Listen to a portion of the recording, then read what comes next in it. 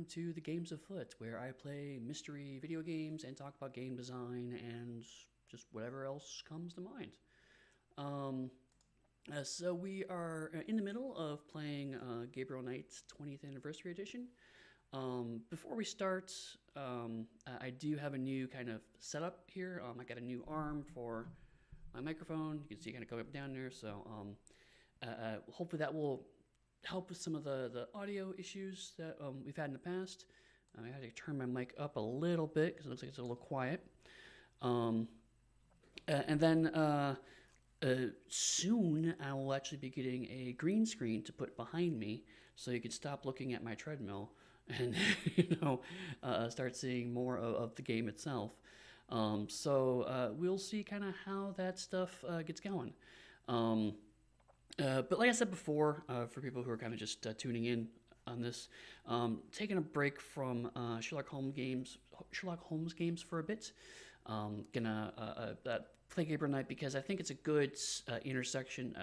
I didn't really talk about this much last time, but 20th Anniversary Edition, as I played it now, it's a really interesting examination because we've looked at mid-90s mystery adventure game design with Sherlock Holmes in the case of the serrated scalpel, and then we looked at kind of early to late 2000s design, and this is a good kind of blending of the two because it did update some elements, but it updated them based on the original 90s design, so you can kind of see a little bit of modern design next to the more kind of classic adventure design. So I think there's some really good kind of potential for both there. So hopefully we'll see more of that when we're coming in. But for the moment, let me get this started up.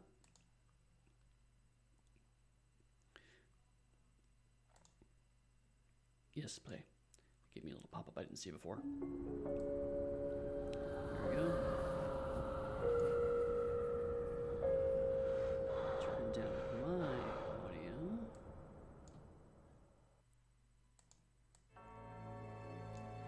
Okay, and let's continue.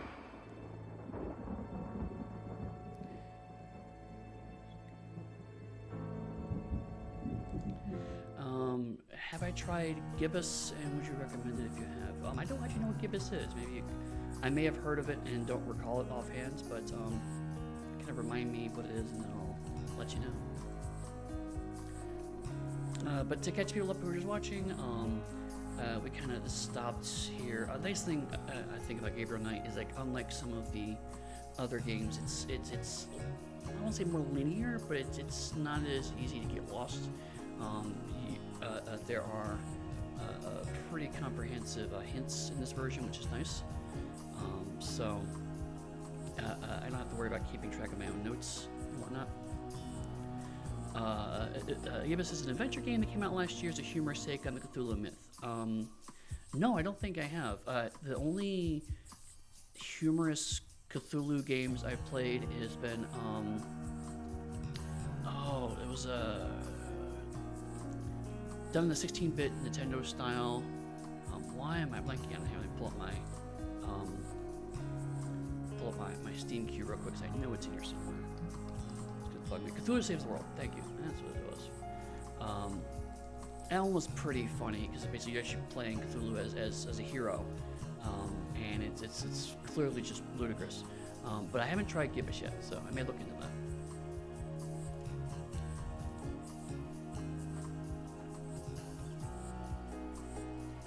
There's a pattern to the lines in the sand, but only one small area is clearly defined. Okay.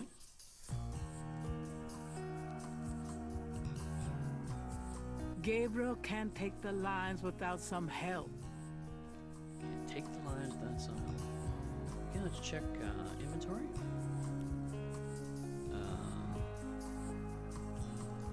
Let's try the sketchbook. Let me try to copy this down. There we go. Very straightforward. Little things. We did that right. Ugh, that's a lot of blood. Oh, actually, I just noticed that there's a new pattern here. Let's go look at The partial pattern from the crime scene intrigues Gabriel. What does it mean?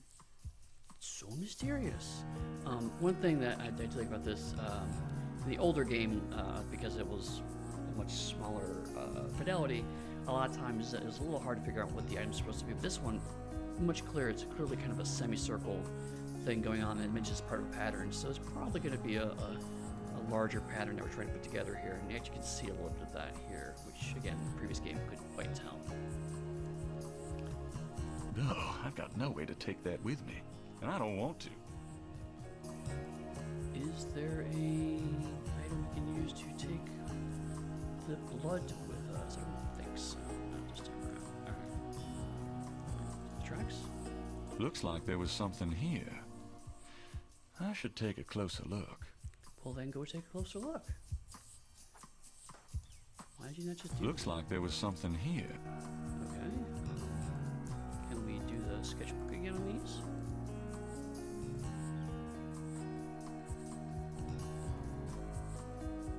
Oh, this is interesting.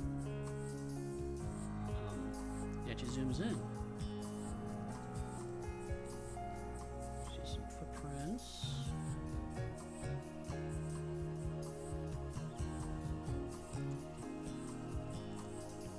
The marks are actually deep indentations in a regular mesh pattern. No, that's interesting. I don't remember any. I think this is new to this version of the game. Something small and iridescent is barely visible in the sand. I can't even see what I'm trying to pick up. I need a better look. I believe I still have the magnifying glass. It looks like a scale of some sort. The scale is too delicate to pick up by hand. Okay, let's do it by hand. So let's try the tweezers.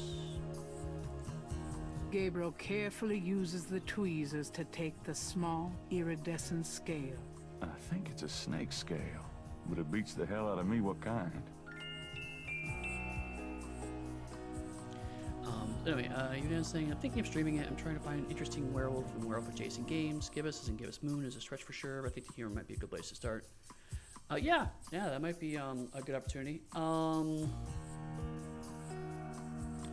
I know there's the werewolf, the apocalypse game that's coming out. Hey, the Hound of Basketball games I showed you guys briefly. It might be a fun thing that you want to play through that, because I'm probably not going to get through that myself. That's just a hidden object. I'm not sure if it's the kind of game you necessarily want to stream. That's a good question. Is what other kind of werewolfy games are there out there? Good to think Lake of. Pontchartrain is impressive. It measures 24 miles across and stretches as far as the eye can see. Lake Pontchartrain is scenic, but you really wouldn't want to swim in it. It's nice, but no. The banks of Lake Pontchartrain are rich with clay deposits.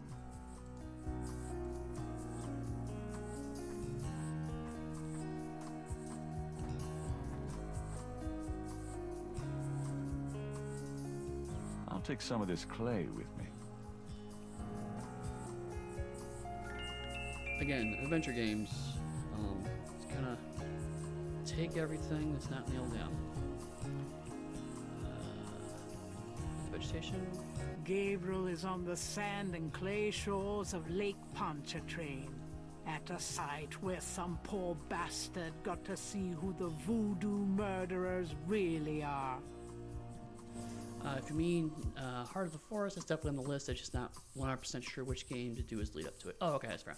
I mean, if you want to do a World of Darkness themes, I can always do Vampire Bloodlines 1, because there's some werewolf chunks in that game. Play as a gangrel, even. That might be a good lead up to it. Lakeshore Drive runs around the entire lake. This is a particularly lonely stretch, but it's still a public road. Okay, I think we've gotten everything we're going to get here. So let us pushed.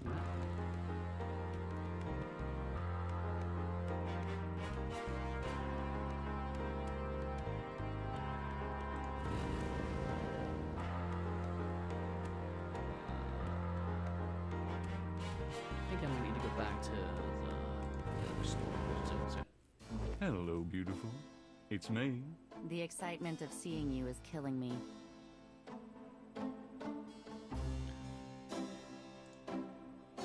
Let's talk to Grace. Got a minute, Grace? What's up? Could you do some research for me? Sure, what? Could you see what you can find out about a woman named Malia Getty? The name Getty sounds familiar. What's your interest in her? Oh, just, you know, stuff about the voodoo murders. If you can get an address. The murders, right. I'll see what I can find out. Well, it's about closing time. So it is. Good night, Gracie. Good night, Gabriel. And try not to dream, okay?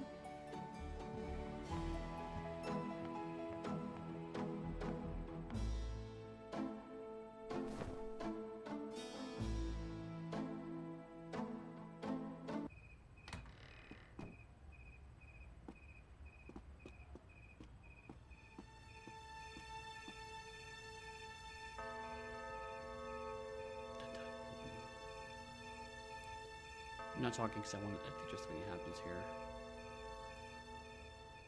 Don't want to actually talk over it.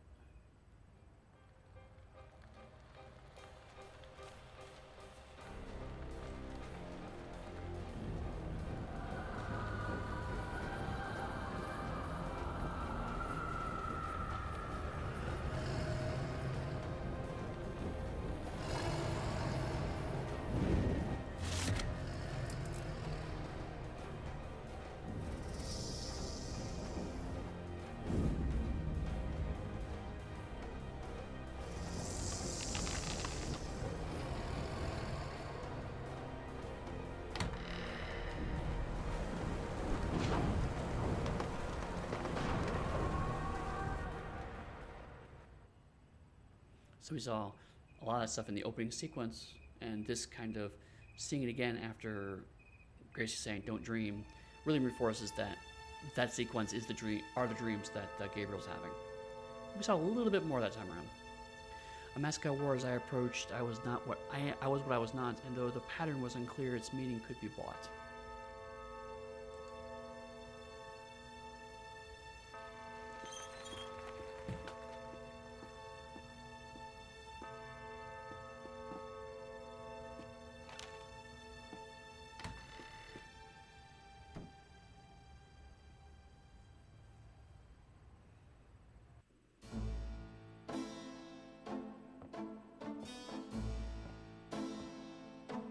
Good morning. Don't you look swell today? Actually, swollen.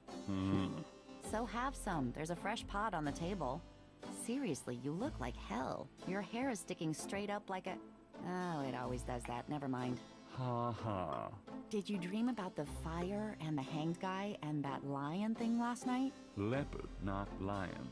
Did you get anything on Malia Getty? Well, I did get her address, but you're a little out of your league here, big fella. The Gettys own 3 local hospitals, just to name a few of their assets. They run in very high circles. Did you get an address? I got the address. I suppose this has nothing to do with the fact that Malia Getty is incredibly gorgeous. I should have known you wouldn't go for a rich, ugly socialite. And that address is? Hey, far be it from me to postpone your total humiliation. It's 557 West Ingram. That's the Garden District. Estate City. That's all I wanted to know. And yes, my dear, Malia Getty is the most dangerous looking diversion I have ever seen. Ouch. Ugh, men.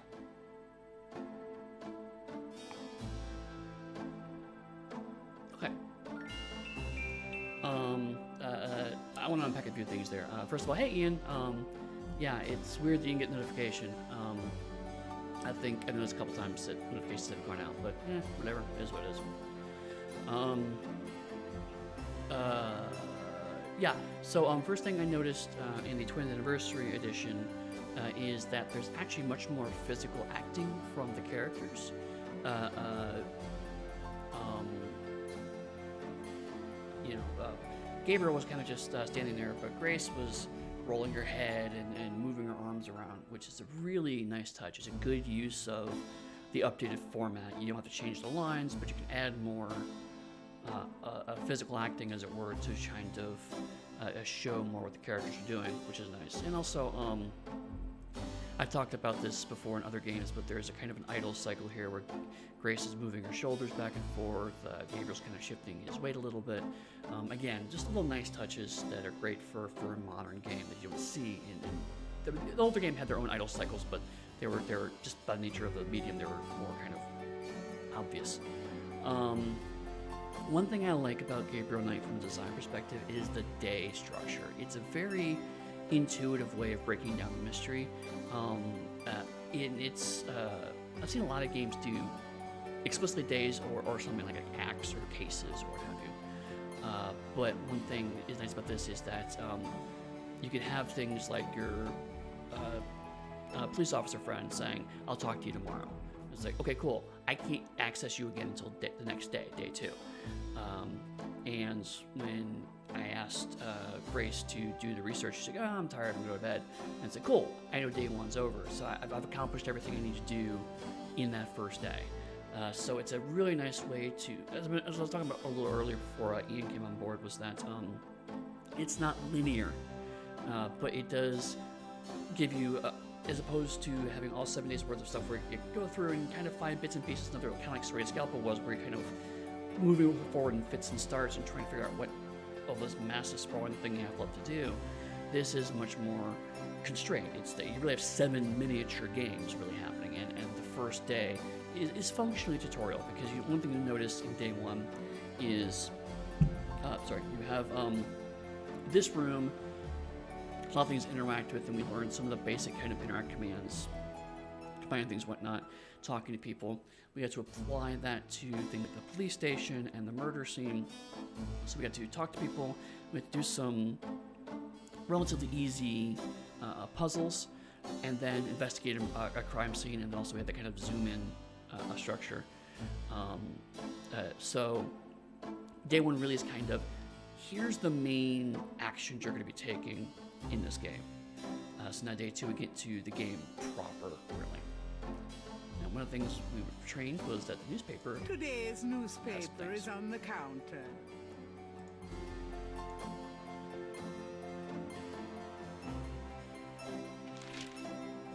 Times dated June 19th, 1993.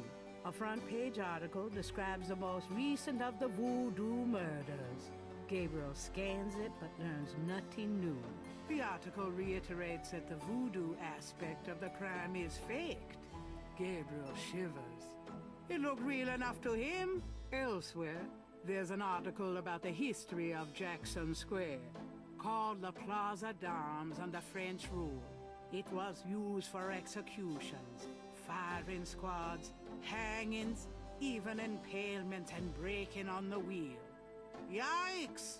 Of course, these days, it's mostly a hangout for tourists, street musicians, and local artists. Gabriel also scans the Aquarius horoscope for the day. Chances of a dark star rising on this day. Do not trust your instincts. I feel a dark star rising, all right. Gabriel.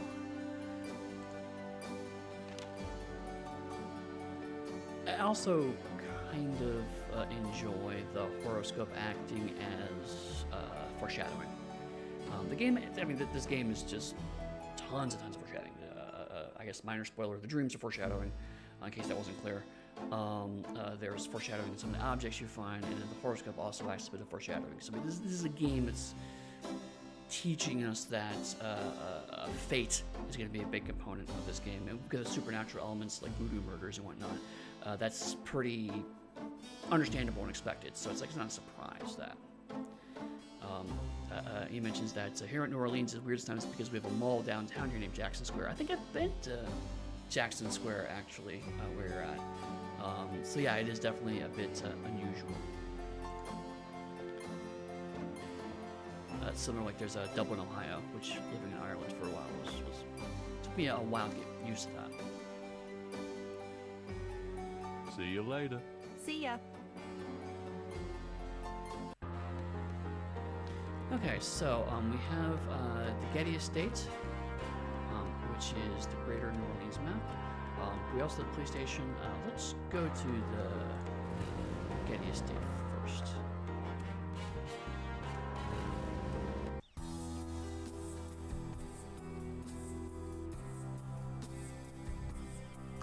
So one thing, you can't see this, so I kind of have to talk through it. One thing that is interesting when you're playing through a selection of games, particularly over the course of like a 20-25 year period, is interaction. A lot of things that we take for granted weren't always consistent, and sometimes things that we think are common UI or shortcuts turn out not to be. For example, a pretty common one is WASD for moving around. We're very much used to the W, A, S, and D keys acting as forward, left, back, and right, respectively.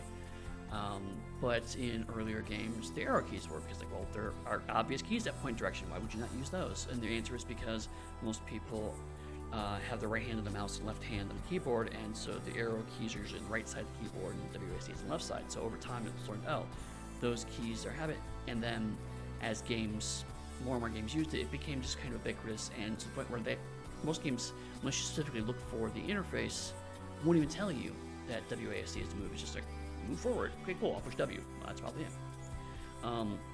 One that's specific to this game is, it's actually the opposite case, is most of these games that have these hotspots usually use tab.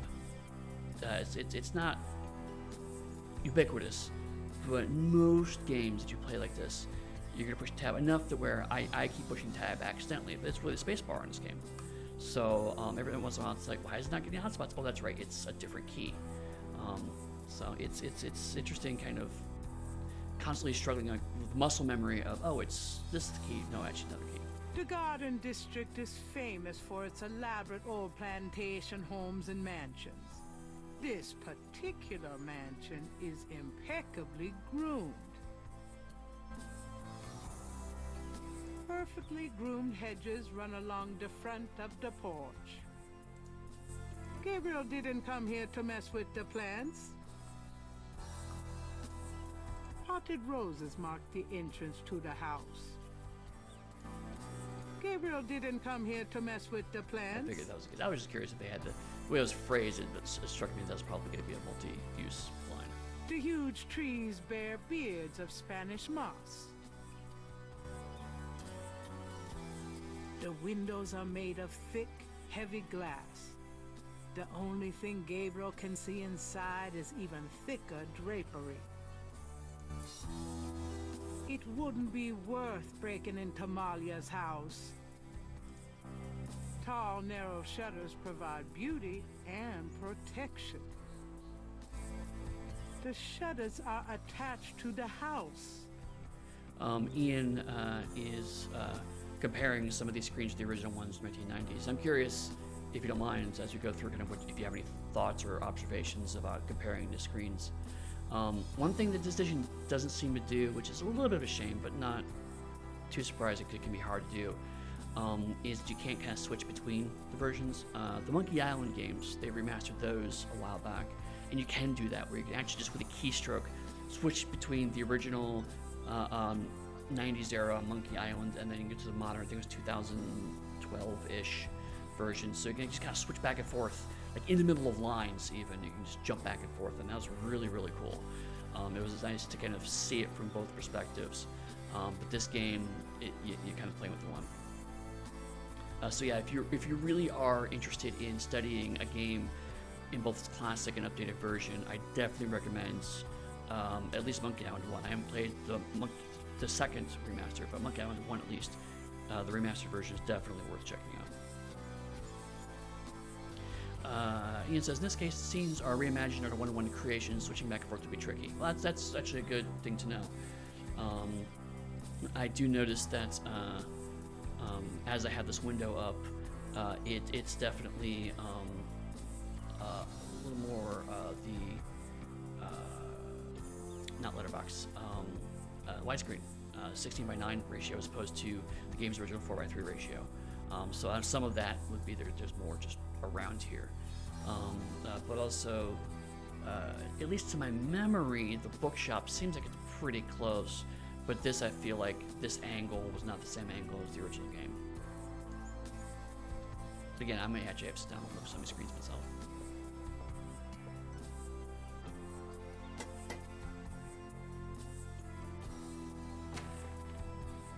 May I help you?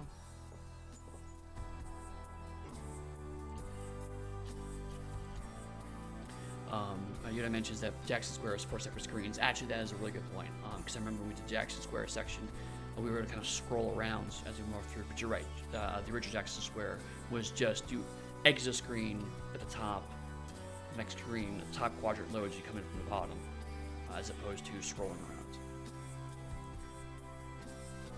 Encyclopedias? Go away. Okay, so you only get kind of one shot at those options.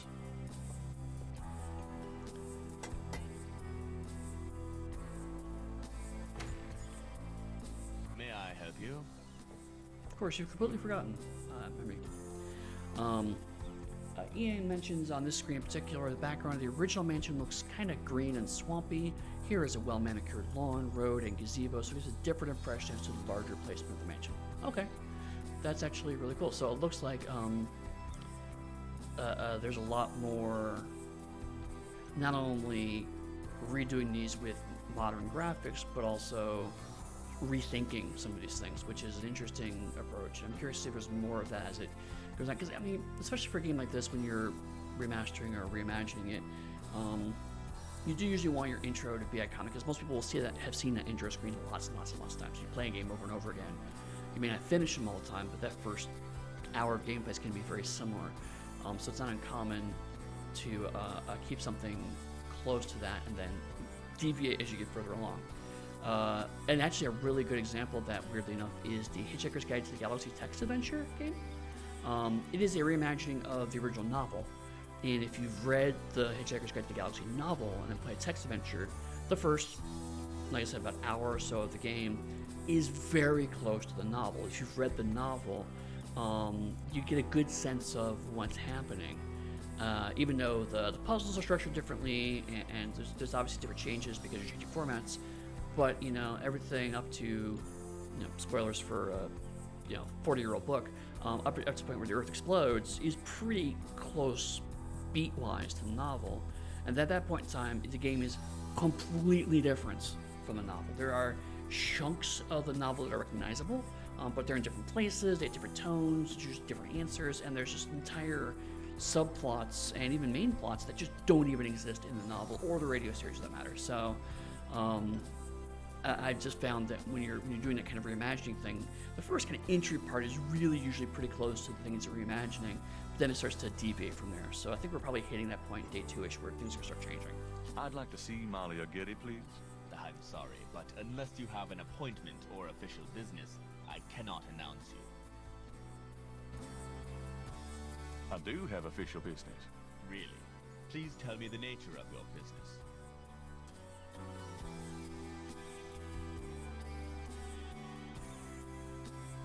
I have a fine selection of magazine subscriptions for sale. We do not welcome solicitors. Okay. Yeah, please state the nature of medical emergency. Okay, so we do not have the necessary thing to talk to Malia Getty. So the other thing that we need to do is go to talk to the police officer. Something else I am noticing is that some of the music is also reimagined.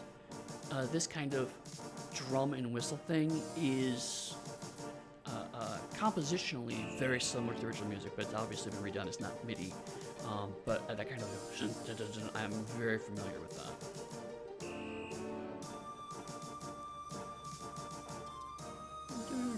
Yeah, that's also a lot of original music.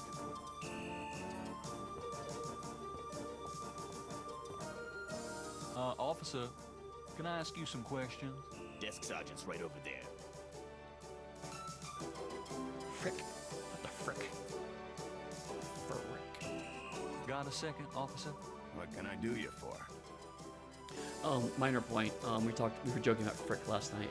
I've since started rewatching Scrubs, because there's actually a really great podcast called Fake Doctors, Real Friends, where Zach Braff and Donald Faison actually rewatch an episode of Scrubs for an episode of the podcast and talk about their observations of it, background stuff. They bring other stars from the show on. And one of the things they talk about is how Elliot, one of the characters, she uses frick all the time. And so now, when we played last game, I was watching an episode and she going frick, frick, frick, frick. And I'm remembering us streaming this last week. I'm here to see Detective Mosley. He's in his office. Go on back.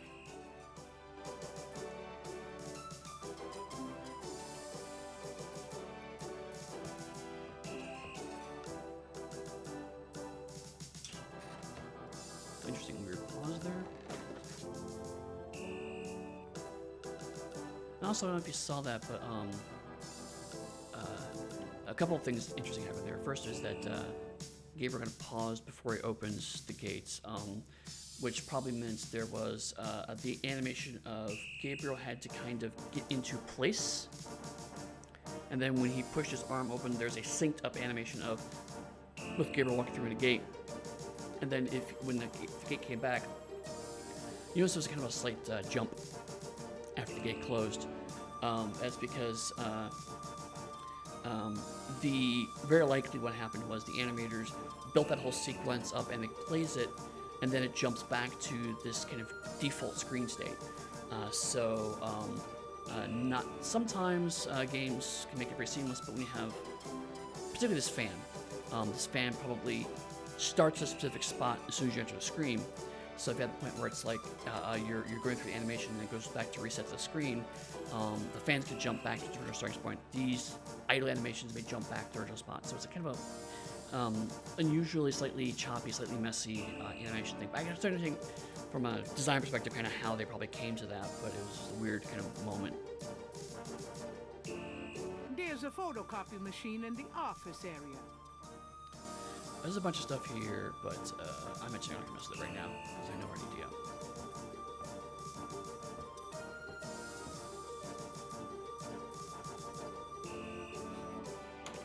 I love that moment of Gabriel checking himself out in the mirror before he goes in. Hey, hey, hey. Knight, come on in.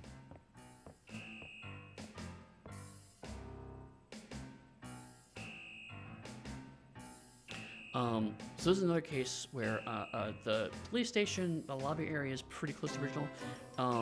Ian can probably check, but this looks like, I think this is a different angle than the original game. I think it was more, our perspective was coming from this wall as opposed to this kind of back wall.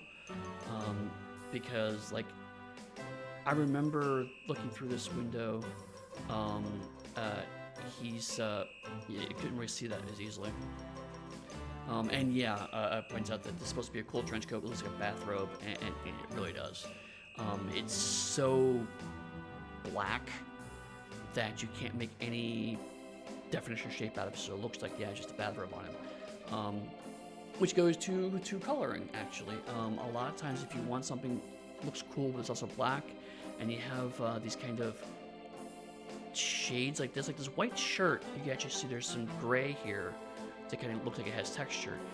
So really it should have been a very dark gray with some black accents to give the illusion of black while not actually being black. This white shirt doesn't have a lot of white in it. It's almost all light grays. But the white is strategically placed with the grays to give a texture, and you still get the idea of, oh, it's a white shirt.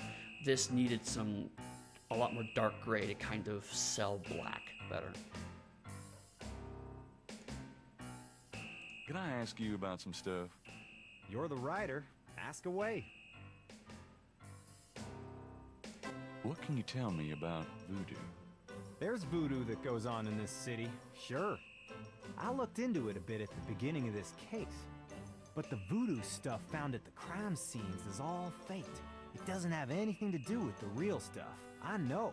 I asked some experts. It's intimidation tactics, that's all. What can you tell me about Narlins? You and me grew up here together. You tell me. It's a pretty nice place, even seeing the stuff I see, you know. The Carter's getting a bit too wild, though. Getting hard to control. Not quite what it was when you and me used to hang here, but... hell, I've never known anything else.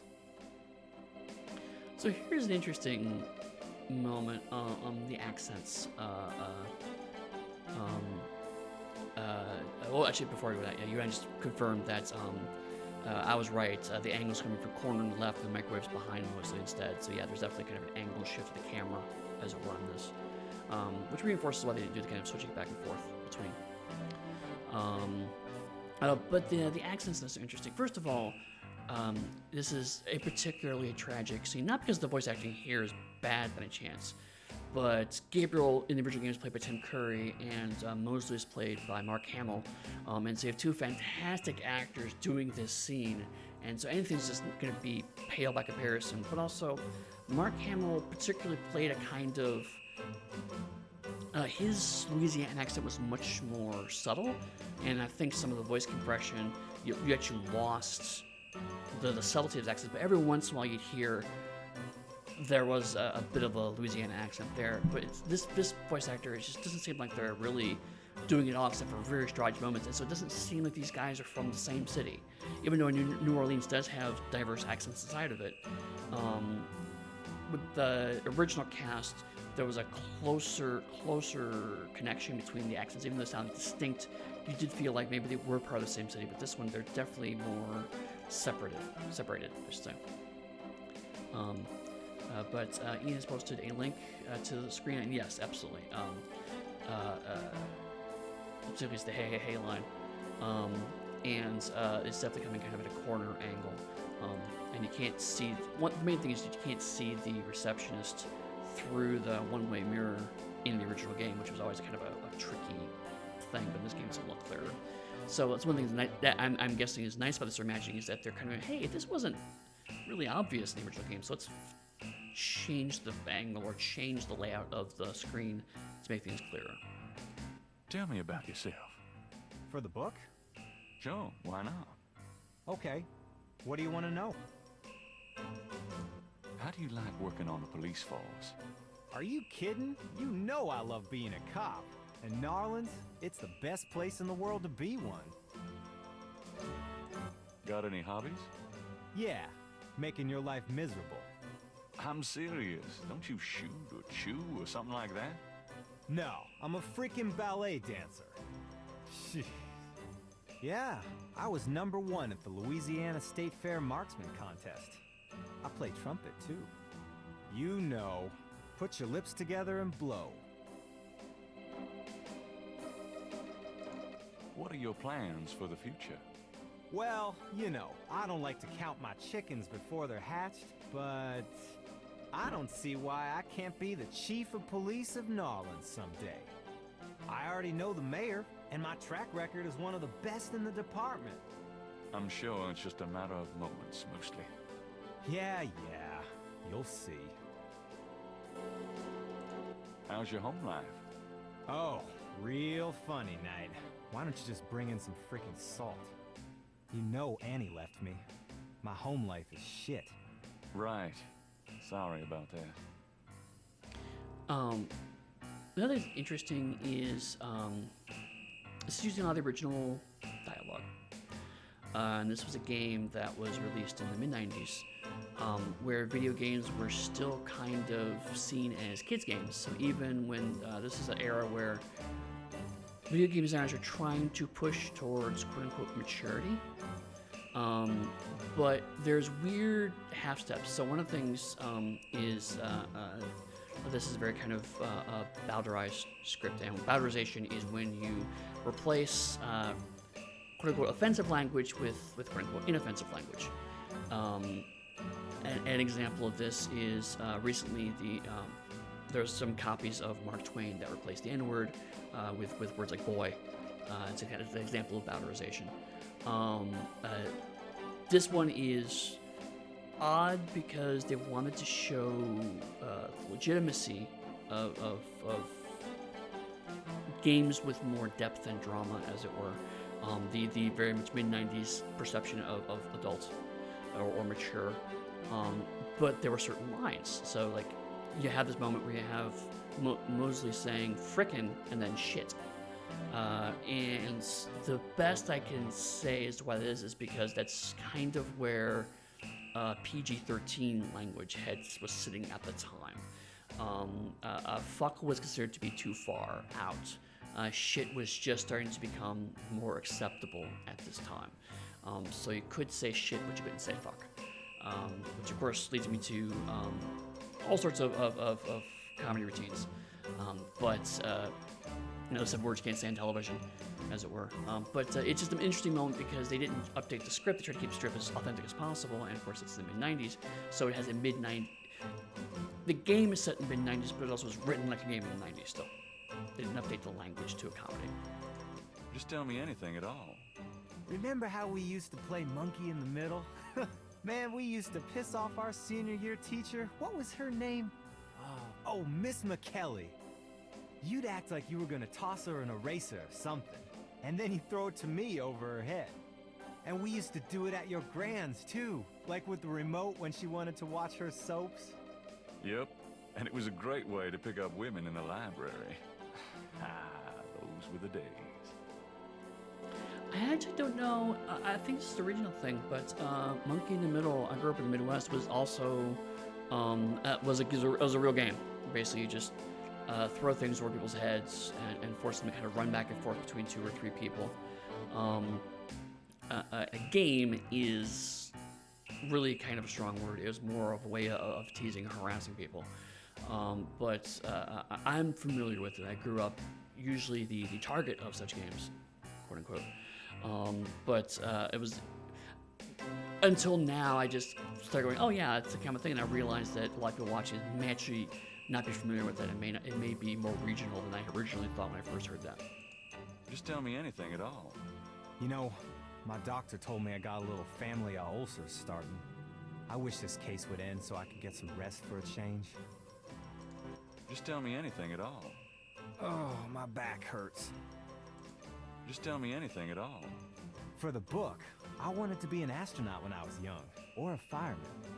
Fascinating. Oh, nothing. Never mind. Sure, no problem. Okay, anything else?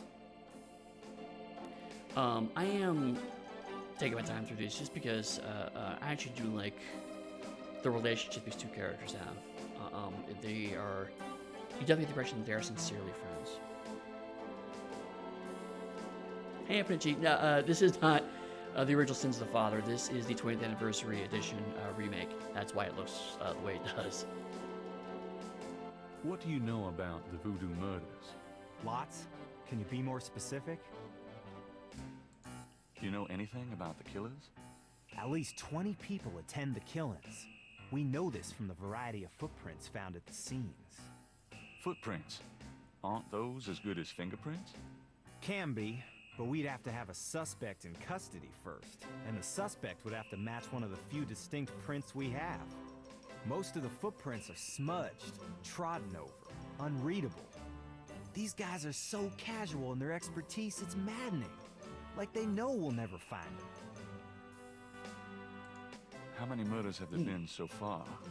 7 murders have so far been linked to the Voodoo murders case. The first murder occurred about 8 weeks ago. The MO is the same in each murder. Lake Pontchartrain was the 7th. So something I actually realized I was wrong about last time we talked about this is I had said you click on these and they don't change color. Only color change we have is for this is an important thing to progress the story. But one thing I just noticed here is that what's actually happening is that if the option is no longer valid, it just disappears, which is actually even better than the original design. So that's a nice kind of update is that I just realized I haven't moved my cursor because the next one in line just pops up where my cursor is. What kind of evidence have you found? No fingerprints, a few bare footprints. Found a few fibers, but not many. The weirdest one was leopard fur. Leopard fur. Leopard fur. Yeah, they did. I believe it was. Well, they added some more lines. That's part of the reason why they re-recorded these. But also, there's some quality issues with the original ones. So yeah, this is not the original voice cast. So it is a shame. I was just talking before you jumped on that this is not Tim Curry and Mark Hamill.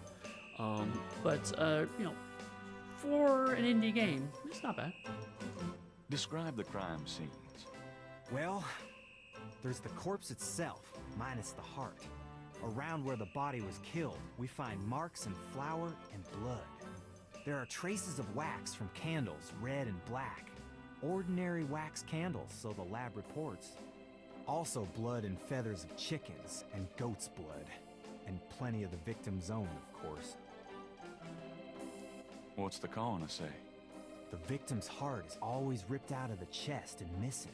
We haven't located a single one of them. Lovely. Any idea what they do with them? They eat them. Don't even want to know. They eat them. Also, the coroner says some of the victims had heart attacks before the incision. Literally scared to death.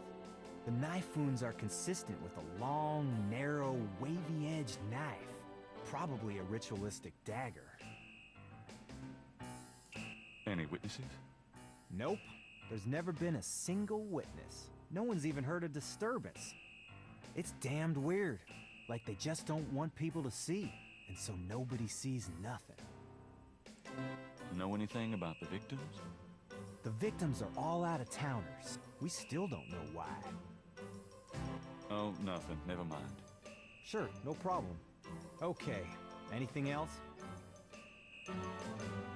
So yeah, see the voodoo murders option is actually no longer there. What else can you tell me about voodoo?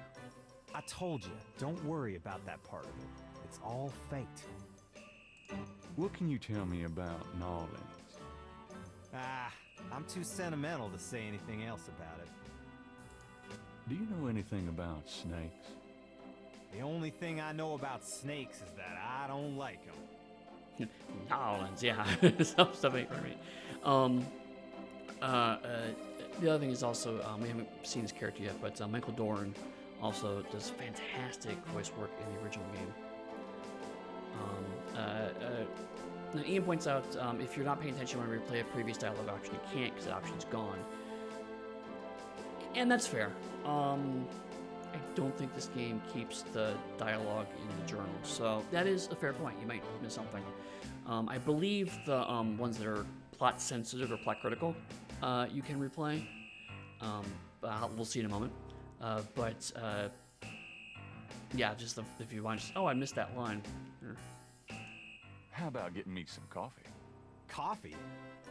You want coffee? Should that surprise you? Nah, you've always been a caffeine addict. It's just that what we got here hardly qualifies. So I'm desperate. It's your stomach. I'll get you some when we're done talking. That long?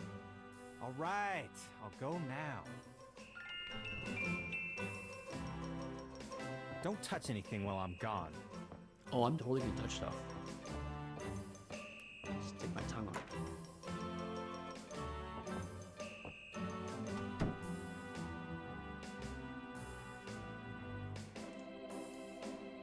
Mosley's desk has more growing on it than his head. Filing cabinet. Whatever goes into those files never comes out.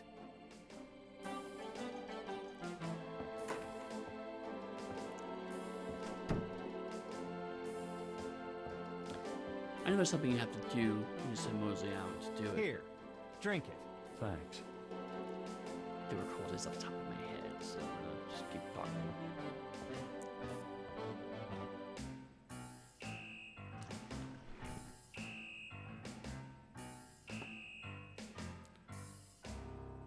Okay, anything else?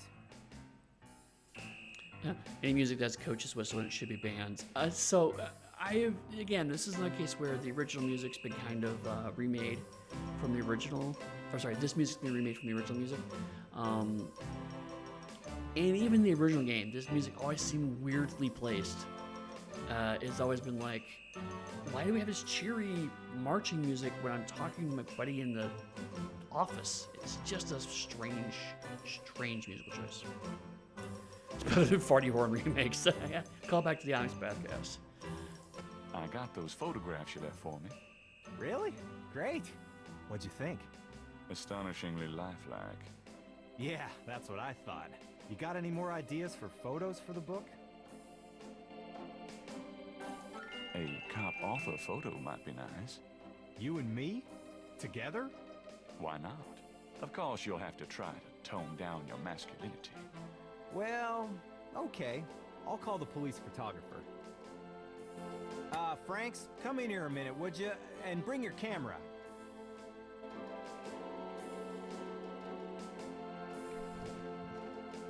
Yeah, I should see the female officer through the window, which you couldn't. In the original game, you would see her till she came through the door. What did you need, Detective Mosley? We need a picture, please. And make it a good one, eh, sweetheart? Sure, sweetheart. Say chintzy. Was there anything else, Knight? How about one of me and Officer Franks? Gee, I don't know. Franks? Just kidding, Franks. You want to get me fired for sexual harassment, Knight? Well, Yeah, ha ha. Now, is there anything else, or can I let this lady go back to her desk? hold on a sec while I go check my hair. Good God, Knight. Make it fast.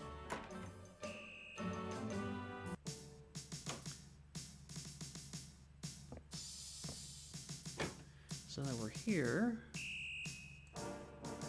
It's an inbox. Check her desk. There's nothing of interest in the inbox at the moment. I think I'm jumping ahead. That's fine. The bulletin board is littered with everything from wanted Or posters copy all the to things. flyers. Put my butt on it. There's a photocopy machine in the office area.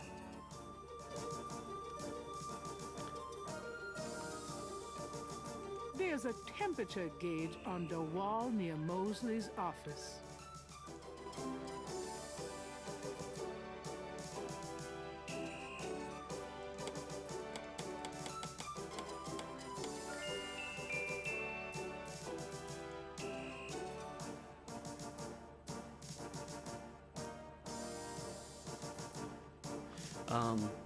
Yodan mentioned as I was doing it that you can increase the temperature in the office, and doesn't remember why. It's like, yes, I do remember why, so you can get Mosley to take off his jacket.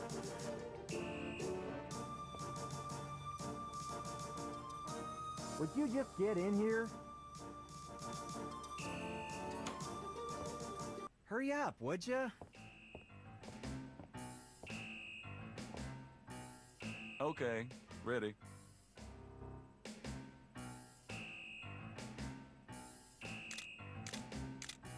Thanks, hon. Let me know when you get them developed. The photos, that is. Yeah, sure. Anything else, Knight? Nope, that's about it. Great. Thanks, Franks. Hey, I made a rhyme. You're astonishing, mostly. Don't call me that in front of the lady, wise guy. Thank God I can take this thing off again. Damn, it's hot.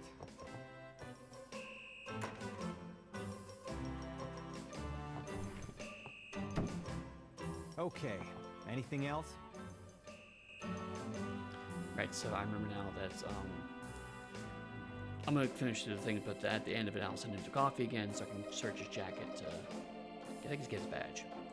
I got those photographs you left for me. So you said. Did you think of any other shots for the book? Nope. I think we have everything we need. Okay, but you shouldn't underestimate the power of beefcake, my friend. So, how's it hanging, bud? Lousy. I hate crime scenes. People are sick fucks, you know that, Knight? I'm starting Now, to get wait a that minute. impression. So why is it frick before, but fuck here? I'm wondering if that was. I don't think that was in the original game. I think that's new. Now I'm curious. Not curious to play the other games to that point, but maybe I was wrong about the whole Bowderization thing. Trying for a real estate job with that coat? No? Are you trying out for a janitorial job with that hair? Do you know anything about the patterns around the bodies? Yeah, weird, huh? All 7 victims had those marks around them. We've got all the marks on file, but we haven't figured out what, if anything, they mean. Can I see the other 6 patterns? Sure. People like that kind of stuff, don't they?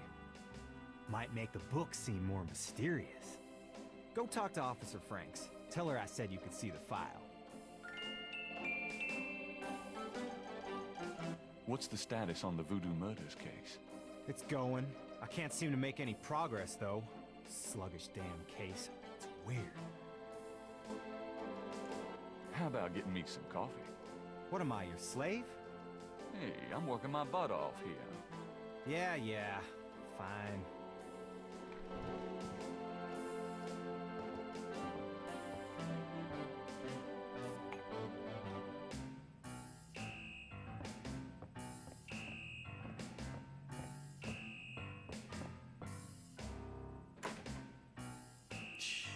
Gabriel's your 5th cup in 10 minutes.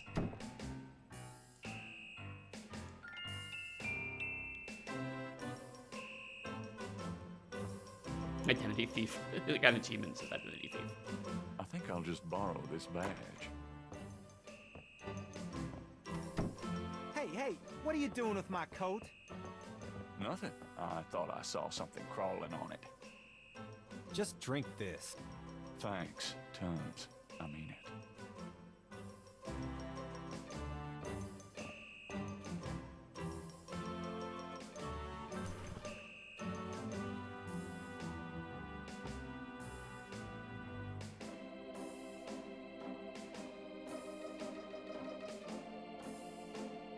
Okay, anything else?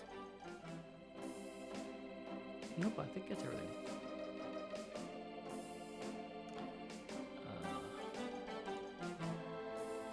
A microwave? If Gabriel knows Mosley, it's used exclusively for frozen corn dogs. Gabriel wouldn't put anything in that microwave. Whatever goes into those files never comes out. Mosley's bookcase holds old magazines and binders, police department memos, and other didactic blurbs. Didactic blurbs. That's amazing. I had forgotten that one. Mosley's phone. Gabriel doesn't want to use the phone here. Gabriel will fuck himself.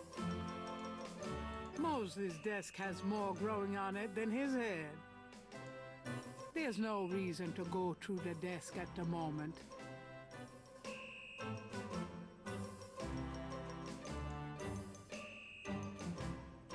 Can I ask you about some stuff? That's not what I wanted to do. You're the writer. Ask away. Never mind. Sure. Mosley's got some nice indents going in the seat of that chair. The coffee cup is empty. That was fast. The coffee cup is empty.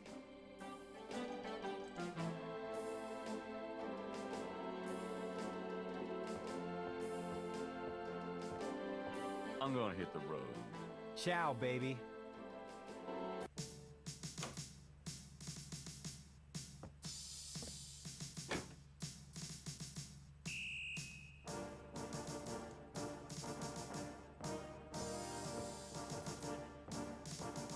Excuse me, officer. Yes?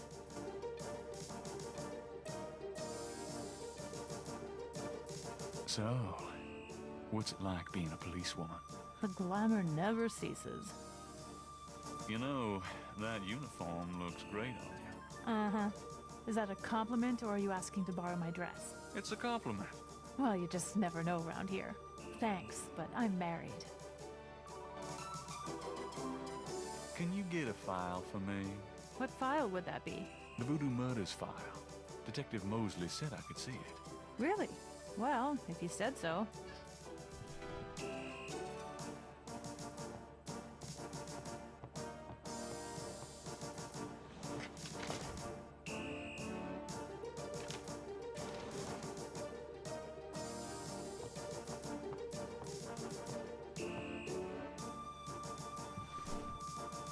There it is.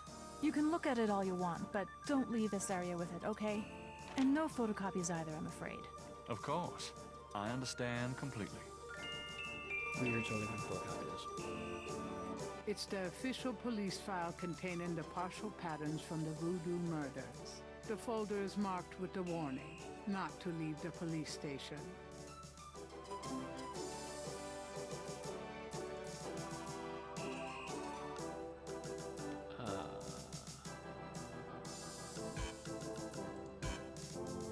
Remember how to combine things. Yeah, okay. Excuse me, officer.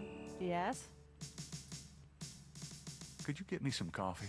Are you speaking to me? Why, yes. Wow, Deja, leave it to Beaver. I'm the police photographer, sir. You might be able to find someone around here dumb enough to get coffee for you, but it won't be me. Oh, thanks anyway. I can give you precise instructions for the handling of hot liquids if you need them. No thanks. I like her. Oh, never mind. Fine, I'll get back to work.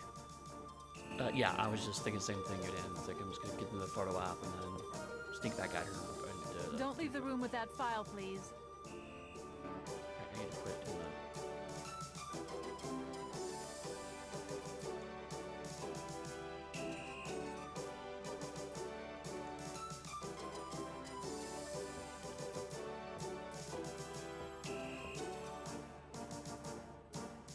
I'm done. Yeah, thanks. One thing I do miss is a mouse wheel to scroll through inventory items. It's not an original game either. It's just some games have some Hey, dumb. mostly. Knight, I had a feeling you'd show up. Are you hot? Man, I'm hot.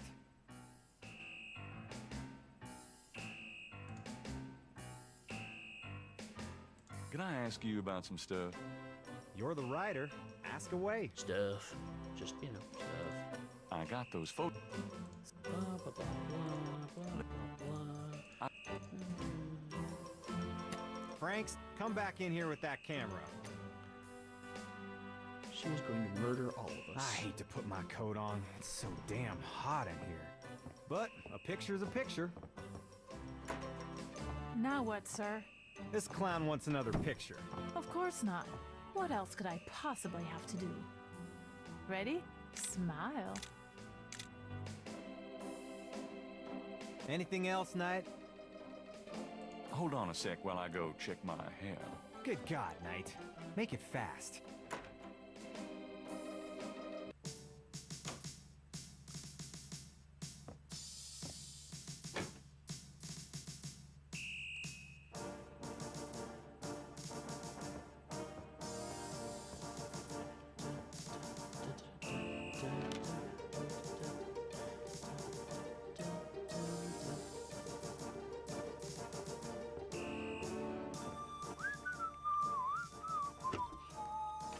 Just wanna check this machine here. The worst nonchalant ever.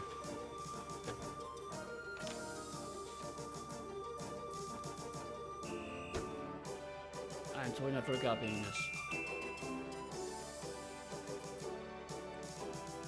Gabriel has a photocopy of the official police file containing the partial patterns from the voodoo murders.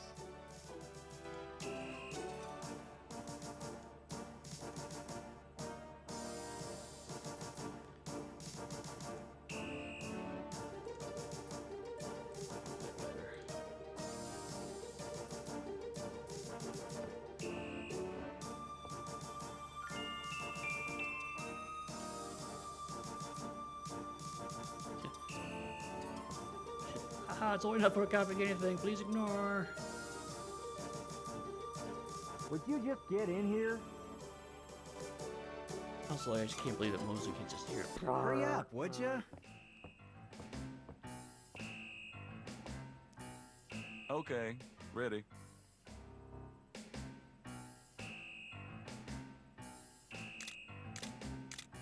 Thanks, hon. Let me know when you get them developed. Yeah, sure. Anything else?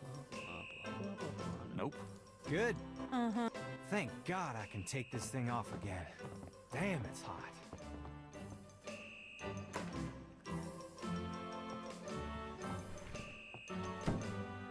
Okay. Anything else? Another kind of minor point.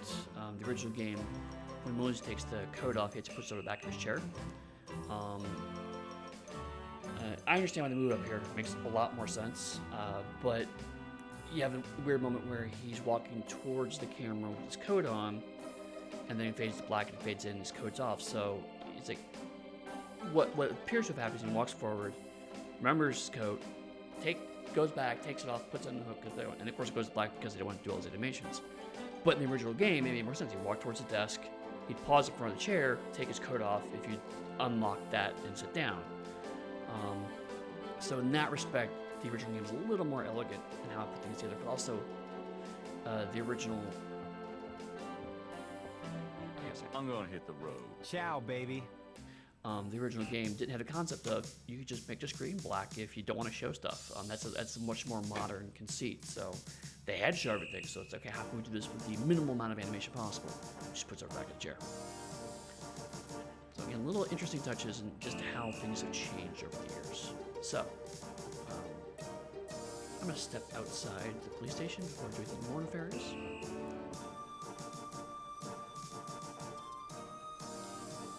Achievement of unauthorized copy. So now I'm gonna see if I can. Gabriel has a photocopy. This is combined. That's it. Okay, no, I can't combine those. Alright. From 1984, we got in a 320 by 240 FMV of him taking the coat and putting it back on. Yeah, that's true. The second Gabriel Knight game actually was FMV, so you know maybe there's hot coat removing action in Gabriel Knight 2. I don't know. But now we have some totally authentic voodoo things, so we should probably go to the Voodoo Museum to see if they are in fact authentic. Welcome, my friend. Hello. I am the proprietor, Dr. John. If you have any questions, I would be happy to assist. Great. My name is Knight, and I'll probably take you up on that. So this I mentioned earlier, Michael Dorn plays Dr. John, and again, it's like this voice acting is just fine, but Michael Dorn has that kind of nice resonant bass. It's so distinctive. It just really added to me, my mind's nostalgic perspective. It added something to the part that I really love. A full 35% of the Gabriel Knight 2 CD-ROM is dedicated to hot coat removal action. That's the whole game. The whole game just puzzles about removing people's coats.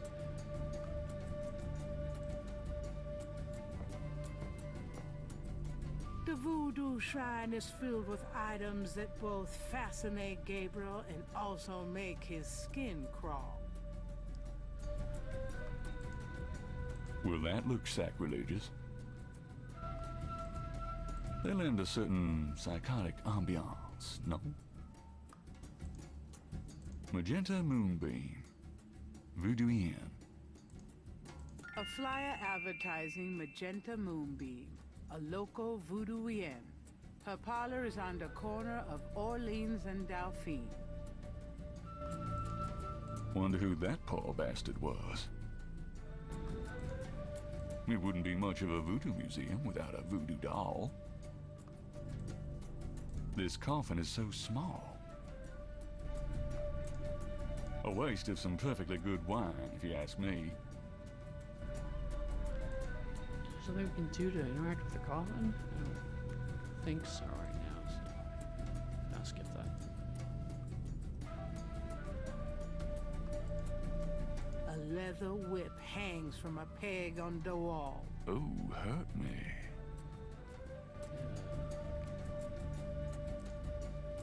It's an electrical switch. Ooh, it turns on that fan. What does this do? Turn that thing off. Oh, sorry. We have air conditioning, you see. Yeah, I see. I don't know if you could hear that there was a knocking sound and the snake got agitated. A street drummer has settled outside the museum. Ian points out there's an actual New Orleans historical voodoo museum on Domain between Bourbon and Royale.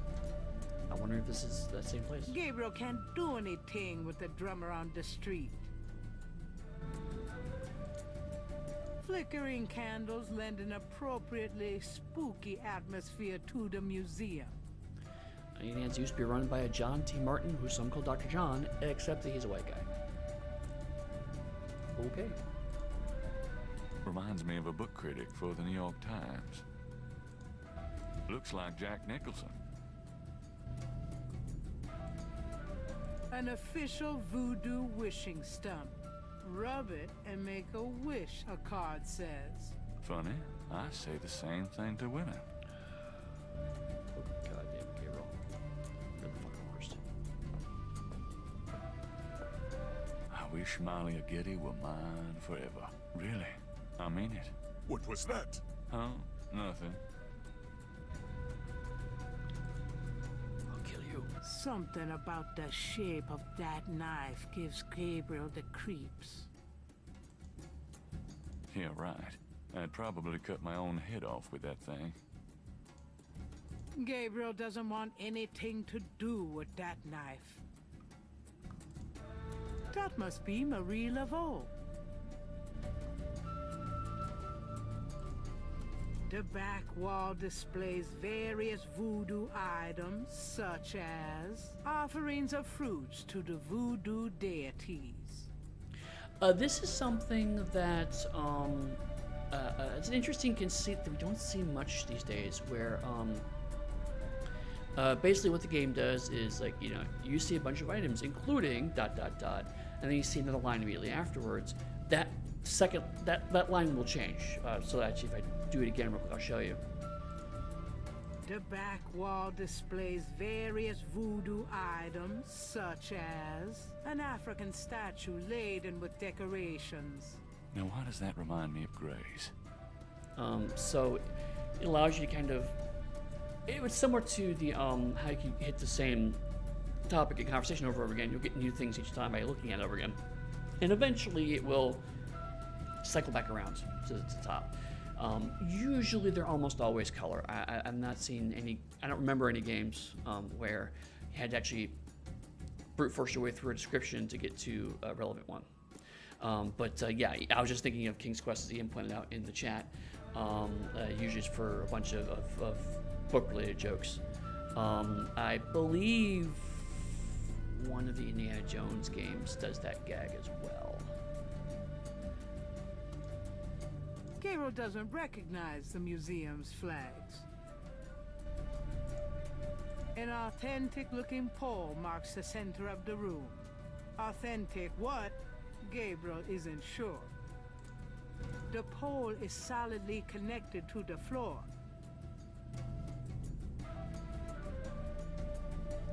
Space Venture went to beta. Yeah, I backed Space Venture.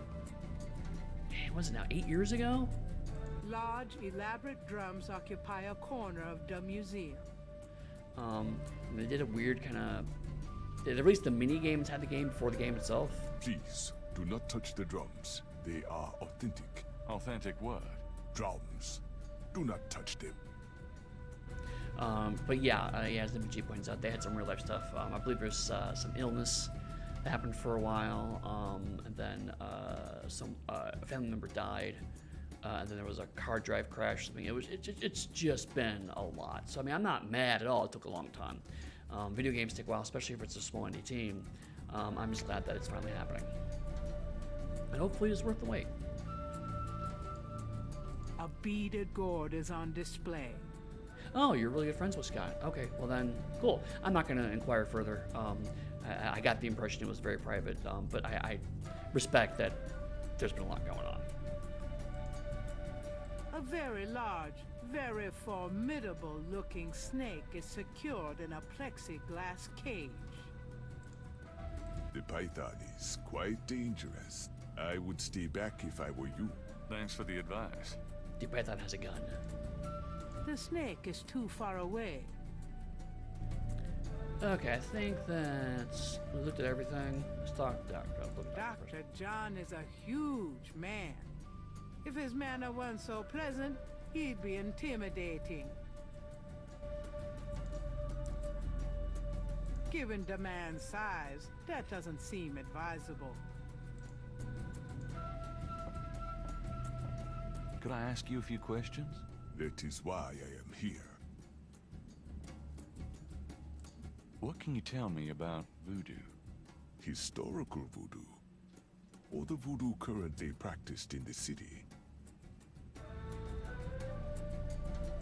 What do you know about the voodoo murders? The killings in the newspaper. I know they have nothing to do with true voodoo in New Orleans. And it's interesting how he pronounced it New Orleans, as opposed to Nolans. What do you think of Nolans? It is the only city in the United States, as far as I am concerned. Your geography is not good. So now, interesting. Now we're back to Ian mentioned before. I was like, the objects were moving, but now we're actually seeing they're turning gray. So apparently you can re-listen to those and double check those. So it goes back to your earlier point, Ian. It's like if there are important things, you can re-listen to them. So apparently it's just the color flavor ones that disappear. So that's I go back to. I think it's actually still a good UI balance there. Do you know anything about snakes? Ah, you have perhaps noticed the museum snake, Mr. Knight? They are beautiful creatures. Do you not agree? And the tourists seem to associate them with voodoo. Tell me about yourself. Me? Yes, if you don't mind. What is it you wish to learn? Why did you open a voodoo museum? The subject has fascinated me all my life, and I wanted to help preserve the cultural heritage it represents. What kind of background in voodoo do you have? Let us just say I cut my teeth on it, Mr. Knight. It is in my blood. Do you do anything besides run the museum? No, the museum does not make me a rich man, but my material needs are simple. I prefer to focus on my one true interest in life. What is your background in voodoo? I'm a doctor! What are your own religious beliefs? My beliefs are too personal and too complex to discuss with a layman, Mr. Knight. He's a Scientologist. Just tell me anything. I am originally from the West Indies myself, you know. Really? What brought you to New Orleans? I was drawn here for personal reasons. Just tell me anything. I am a vegetarian. Really? I can't imagine living without meat. That must be the hunter in you, Mr. Knight. Actually, I can't think of a thing. Then let us discuss something else. Tell me about historical voodoo. Very well. I will start at the beginning, Mr. Knight, and will go on from there at your prompting. Sounds good. As you may know, voodoo is a grassroots religion, formed by the mixing together of many different African tribal religions and Anglo religions, such as Catholicism or Protestantism. In other words, it is a religion born of the African slave trade. But African slaves were imported not only by the United States, but also into the West Indies, where the French and Spanish ran plantation islands. Prior to 1803, the New Orleans area was owned by France. The French Creole in those days owned many African slaves. But the Creole did not permit their slaves to gather, giving no chance for voodoo to breed here natively. The Creole also knew enough about the corrupted pagan practices of the West Indies slaves to ban the importings of slaves from that region. So, how did voodoo come to New Orleans? After the Louisiana Purchase, American legislators relaxed regulations. slaves were permitted to gather. The Americans also removed the ban on West Indies slaves.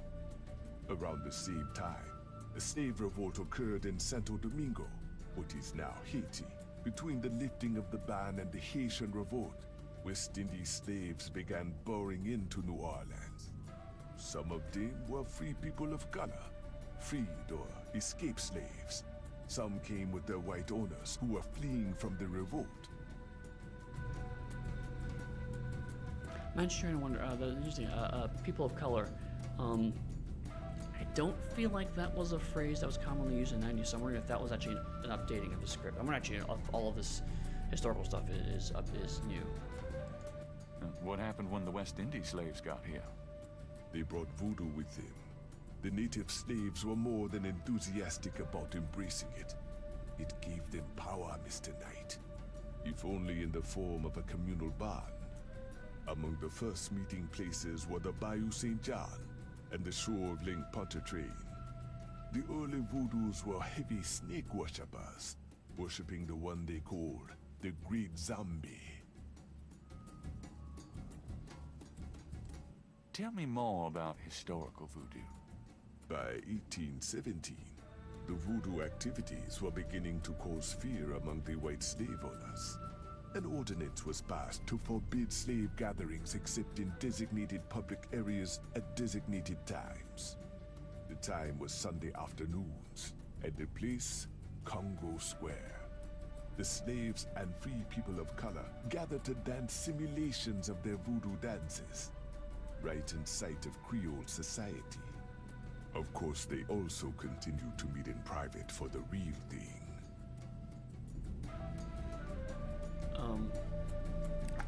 So my knowledge of New Orleans history and this faith admittedly is very, very thin, so I don't know how much of this is accurate. But I do want to mention something I mentioned at the beginning of last episode, which is that while it looks like they have updated, or I think they may have updated some chunks of the script, this was still a game that was written very much in '90 and is very much written from a pop culture perspective of what voodoo is. One thing that I will give this original game credit and this game credit as well is they're doing a lot of, yeah, but that's not real voodoo, which does an interesting kind of sleight of hand. From a game perspective, it's the stuff you're seeing that everyone else sees is not the real voodoo, and that allows then the quote-unquote real voodoo to be whatever the game sets up to establish. So the idea that in the game, it's the stuff you're seeing is not real, but the stuff that when you get deeper into the mystery will be the real stuff. It implies you'll eventually see it later. They will keep bringing up the fact that the voodoo murders are fake, so we'll see real or allegedly real stuff later. From a writing standpoint, it allows you to say, here's what a 90s white perspective of voodoo is believed to be. We're not going to touch that, and so when we do kind of annoying, potentially irritating things we can fictionalize that for narrative purposes that isn't necessarily connected to the real world faith. So it does allow for an interesting hat trick in that perspective. Ian points out, according to Wikipedia, the American Heritage Guide to Contemporary Usage and Style cites usage of people of color as far back as 1796, and by the late 80s and early 90s it was in wide circulation. Okay, I just didn't remember that. Maybe it's just because I'm more cognizant of it now, and so therefore it feels like a more modern phrase, but that's good to know. Tell me more about historical voodoo. There were a variety of kings and queens at first, voodoo priests and priestesses. But from about 1830, a single power emerged. This was a voodoo queen named Marie Laveau.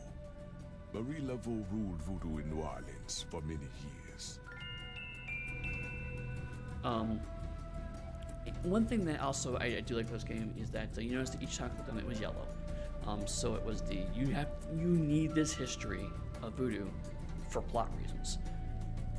I always found that to be a nice kind of touch and because you have to keep clicking, you have to keep asking about it, as opposed to just being 3-minute long info dump, Gabriel, by clicking the option again, it's a small bit of interactivity, but it still feels like you as the player going, and tell me more, and tell me more, and tell me more. And you get rewarded for listening to 4 or 5 of those. So it's a neat little bit of how classic design kind of got you through what would be nowadays just pure straight info dump. Are you sure you can't tell me anything about voodoo? I've given you as much detail as I can, Mr. Knight. Look around the museum if you desire more information. Tell me about current voodoo. Many people think of voodoo in terms of magic spells or gree-gree. That kind of practice is actually called hoodoo and is only a part of true voodoo.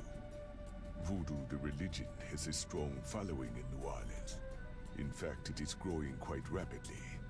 There are several voodoo churches or temples in the city, and others all across the United States. African Americans see it as a tradition all their own. Whites, and there are many in the religion, are attracted to it because they think it is exotic. I personally am more interested in the history of voodoo. Some of the new movements are copying Haitian or even African voodoo, but it is the voodoo of New Orleans that I find so intriguing.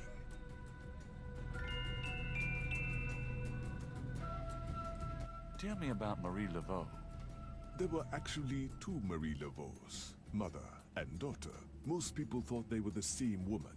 Her continued youth added to the mystique. The original, the mother, was also known as Widow Paris. It was she that began the empire. Tell me more about Marie Laveau. The Laveau tomb, where one or both of the Maries are believed to be buried, is in St. Louis Cemetery No. 1. It is a popular shrine for practitioners and tourists alike. I myself take tours through the cemetery on a regular basis. Really? Do you have any running this week? No, but the cemetery is open to the general public as well. Tell me more about Marie Laveau. When the Widow Paris began to practice, there were many voodooians in the city. By 1830, she was voodoo queen of all New Orleans. The Widow Paris was a hairdresser for rich Creole ladies. She also paid household servants to spy for her. Between the two, she knew everything about everyone who mattered in New Orleans. She was not above using her information to appear psychic, to intimidate, or even to blackmail. You sound as though you admire her. For a black woman in the mid-1800s to gain power is an incredible thing, Mr. Knight. However she achieved it. Ain't that true? Tell me more about Marie Laveau. She kept a pet snake, danced with it too. She held traditional voodoo ceremonies out by the lake. She took herself seriously, very seriously.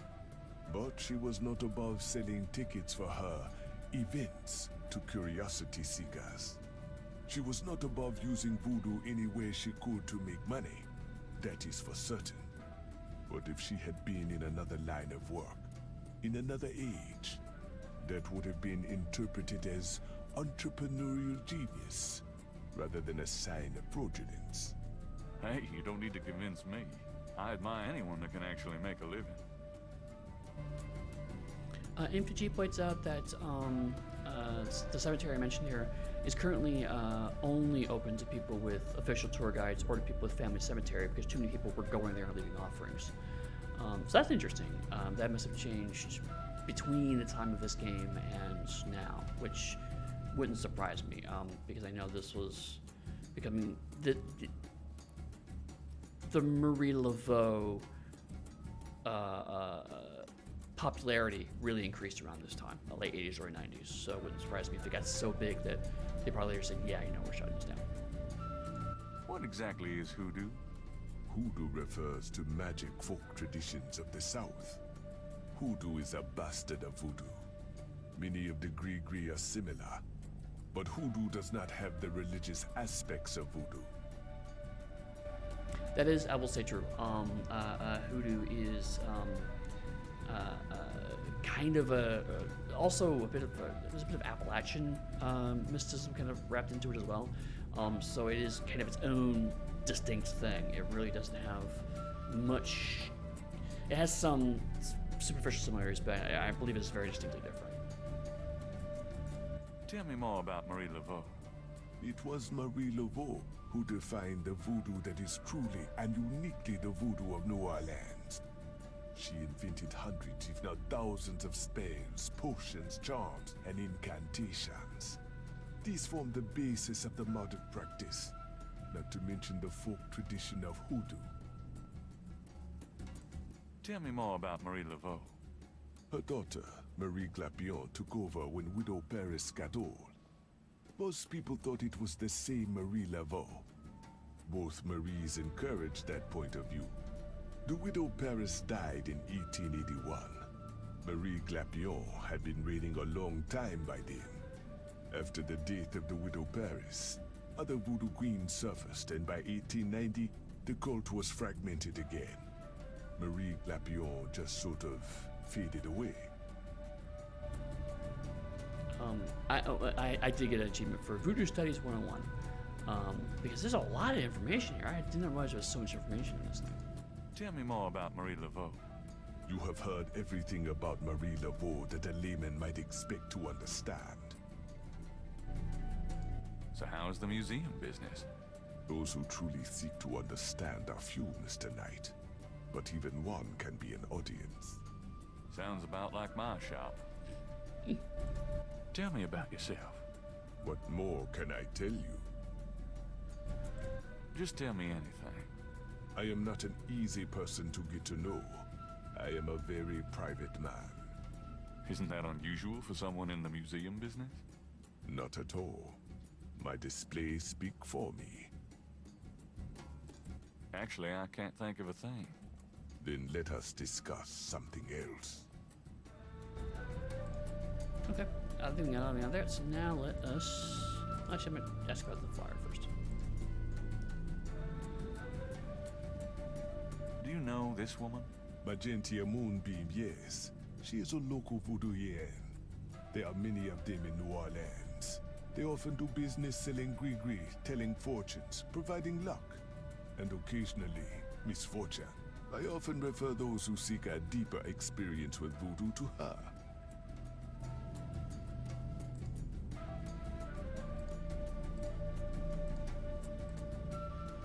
Does this mean anything to you? I cannot say that it does. Is the marking something to him? Let's try this. Perhaps Gabriel should learn more about the scale before showing it to anyone. Okay. Do these marks look familiar? They look like the scribbling of a child to me. Okay, thanks. Alright, thanks. Ian points out that the drumming is semi-diegetic, and that is an interesting touch. Without going into too much of a plot point, seeing the drummer there is relevant to the story. But the fact is that the music in the background, obviously not all of it's coming from the drummer, but there's such a heavy drum track to it that you can see the drummer and hear the drums and go, oh, that's the drumming. But then there's also other elements on top of it, so it's not quite diegetic in the sense that it's completely from the game world.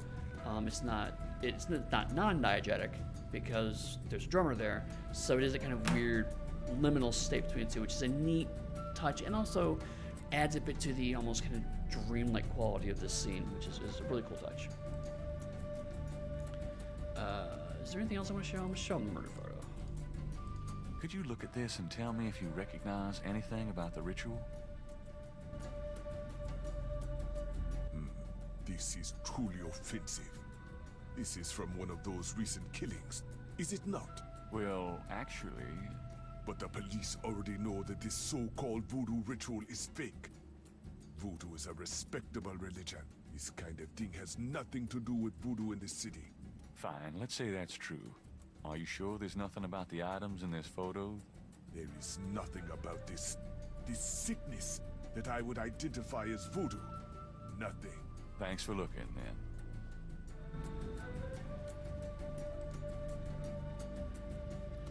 Think.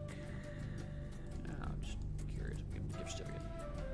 Why not? Does this mean anything to you? I cannot say that it does.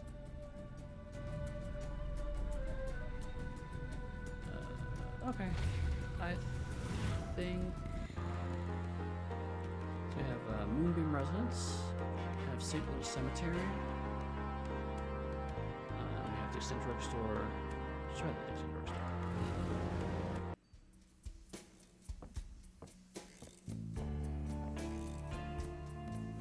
Hello. Huh?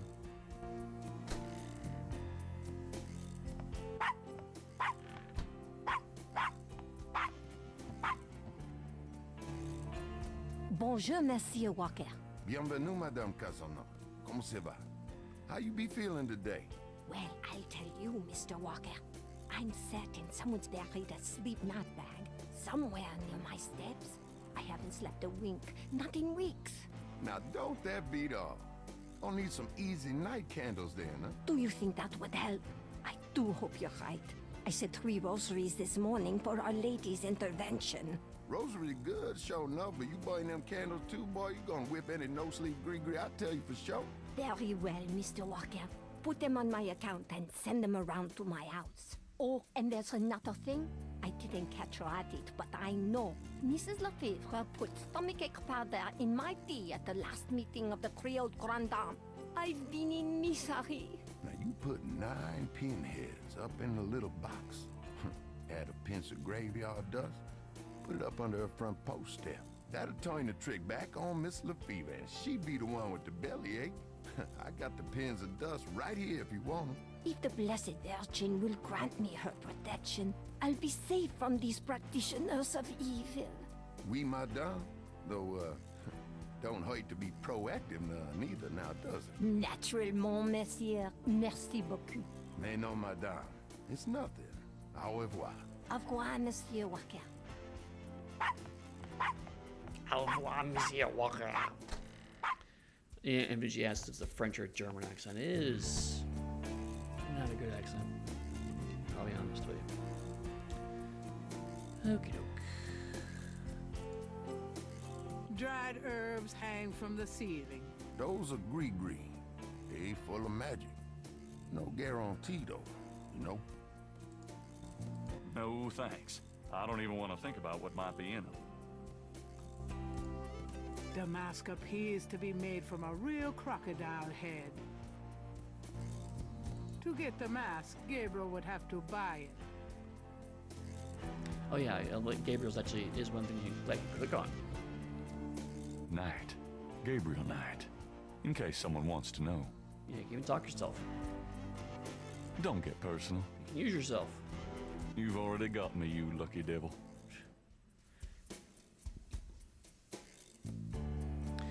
Ian puts out it sounds more French, like French rather than Creole French. And I agree. I mean, it's exaggerated French accent. Now, again, New Orleans is not my specialty by any stretch of imagination, but I do believe there are some of the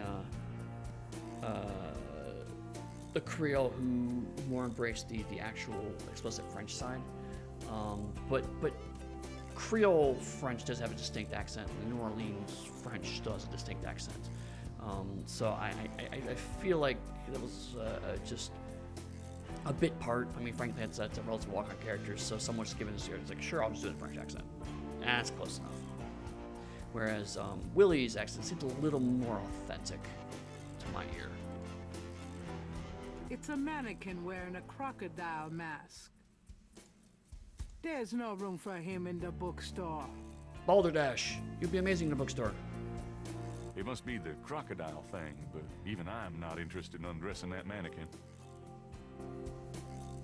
FNG, not really in New Orleans, though. You have to get out of town to find those that are more like French. Okay, so I was right in the sense that it's in the area, but yeah, not. But I didn't realize it was not New Orleans proper. So yeah, so I mean, her being in town enough, it's just casual stuff by the drugstore. Sounds like it's probably not as accurate as it could be. The shelf holds containers of dried items, flowers, grasses, and black cat bones. Is it bones of black cats, or is it cat bones that are black? I'm assuming the former. I'd have to smell those if I opened them. I don't want any of this stuff.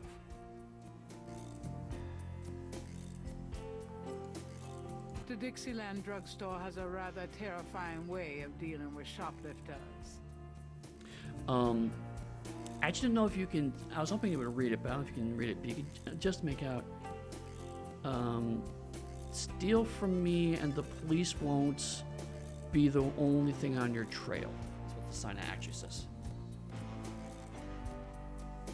Yeah, I was wondering maybe if it was charred cat bones. It could be both. Garlic, cloves, and other dried goods and spices are collected in the bowls. I know where to come if I ever have a vampire problem. That's a spoiler. But that being said, I think they sort of called them charred as opposed to black, so I'm thinking it's more bones of black cats. I'll pass. I ate Italian last night. The containers on this shelf all say magnetic sand, drop good luck and prosperity. I should probably buy 50 pounds or so for the bookstore. With my luck, the magnetic sand's polarity would get reversed. No thanks. First, the polarity of neutron flow. On this shelf are super concentrated fixing oils and a rib cage? Gabriel really doesn't want to ask. To get what's in the case, Gabriel would need money. The entire shelf is stocked with containers of High John the Conqueror root powder. I don't know what that stuff does, but I don't like the sound of it. The Dixieland drugstore is crammed from top to bottom with strange merchandise, some or all of which seem to be related to the practice of voodoo. The poster advertises a voodoo play from last fall.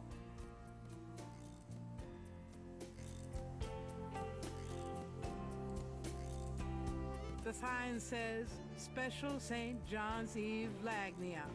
Free bottle of Lover Come Back to Me oil, or Master Gambling oil with every purchase over $50. Lagnia. My French is lousy, but everyone in New Orleans knows what that means. A little something extra.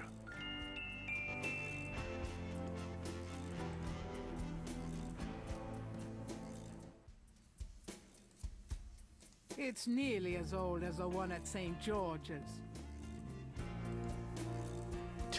Your hand just said nope.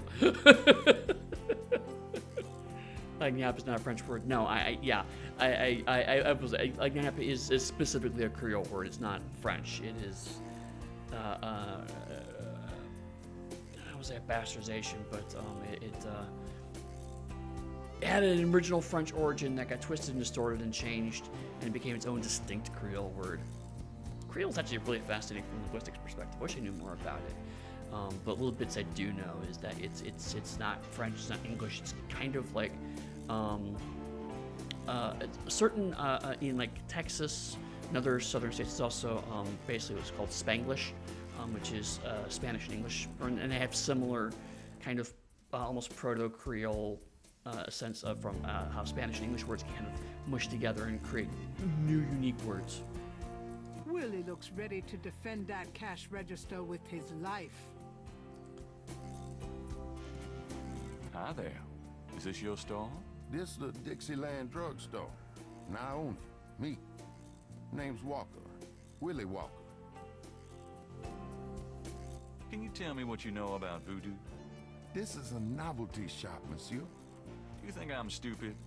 This is a voodoo shop. Look at all this stuff. These is novelties, curiosities. If people want to think they magic, it's not my concern, you know? Are you telling me that you own a voodoo shop, but you know nothing about voodoo practices? Ça n'est pas savoir blanc. What does that mean? It means you should mind your own business, monsieur. Infinite G says it's an English word created by the Louisiana French modifying Quechua, Quechua word. So cool. That's really awesome. Thank you. Look it up. Look, I'm researching voodoo for a book. I don't have your answers, me. You want to buy something, monsieur? What do you know about the voodoo murders? Caprice encore. What did you say? Nothing. Them killings have nothing to do with my shop, monsieur. What do you think of New Orleans? I live here all my life, me. What do you think of New Orleans? If you're not from around here, monsieur, you should sign up for some tours. What can you tell me about St. John's Eve?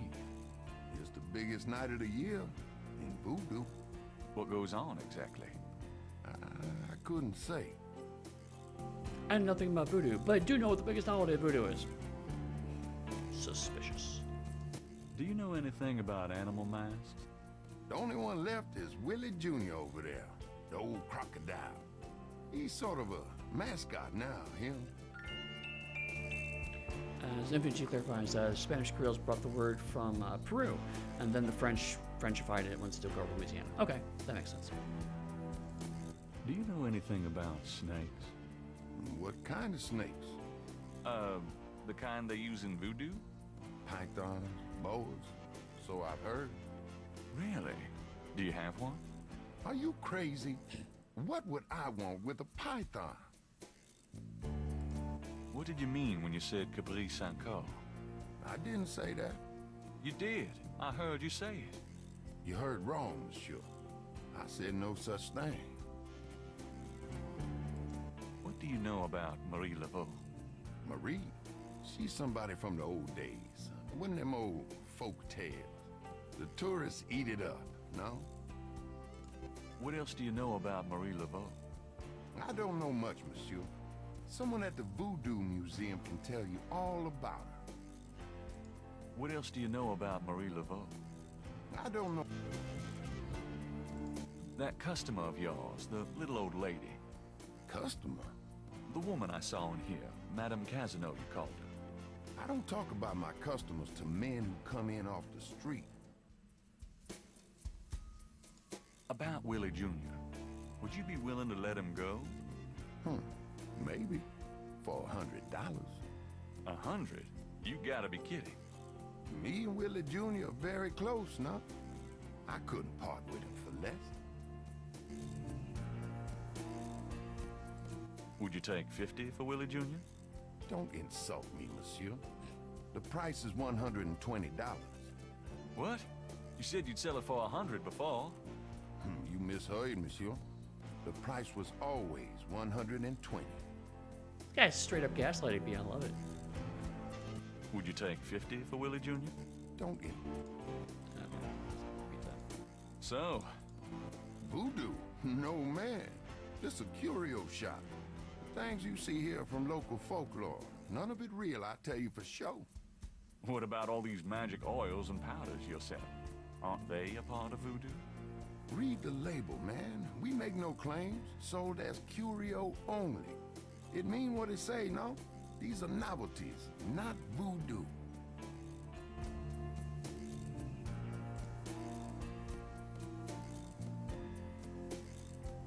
Okay, so we need to buy that mask. We don't know why yet, but probably the fact that Wood Jr.'s still there, obviously we need to buy that mask. Oh, okay, there's your journal here. So we have a Capri Sancore, what does that mean? Croc mask, my Manimal mask I've seen. I want the damn thing, but I'm broke as usual. Need to get some cash.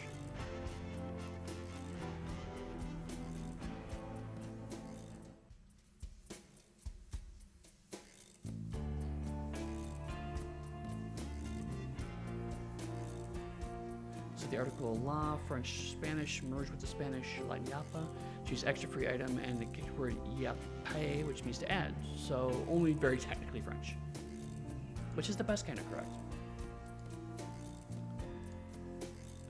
Is the artist working on a project for you? Okay.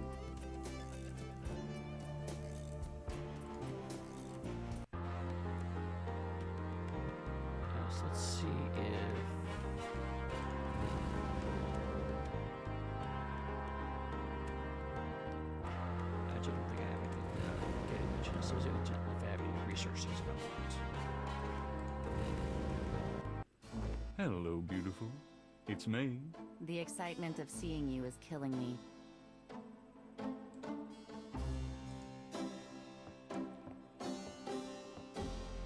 Got a minute, Grace? What's up? Could you do some research for me? Sure, what? I need you to look up a Madame Casino. Madame Casino? Is she related to the murders the same way your friend Malia Getty was? Grace, Casino's at least 70. As if that makes a difference to you. Okay, I'll see what I can find. Anything else? I can't think of anything. Do you have any idea what Cabri Saint-Caux means? No. Sounds French, though. Do you know anything about animal masks? I'd rather not hear about your sex life, Knight. Do you know anything about Marie Laveau? Wasn't she a big voodoo queen before the Civil War? That's right. Well, you've just heard everything I know about her. I love it every time someone says, "This sounds French," and your answer chat going, "It does not." This is wrong. What can you tell me about St. John's Eve? St. John's Eve? Never heard of it. Must be a local custom. New Orleanians love to party. Do you know anything about snakes? Doing a family tree, Gabriel? Very funny. I mean real snakes, you know, scaly, cold-blooded. I would have thought you'd find them empathetic. Mm-hmm. I know very little about reptiles of any kind, and prefer to keep it that way. I think there's a book on snakes around here somewhere, though. Okay, thanks.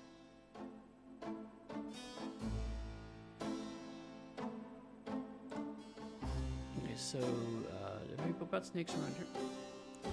I'm going to give her... That doesn't work that way. Okay. I'm gonna give her that. That doesn't seem to work that way. Okay.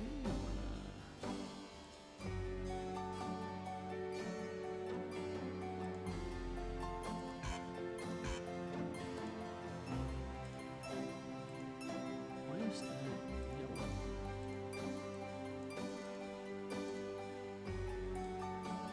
The partial pattern from the crime scene intrigues Gabriel. What does it mean?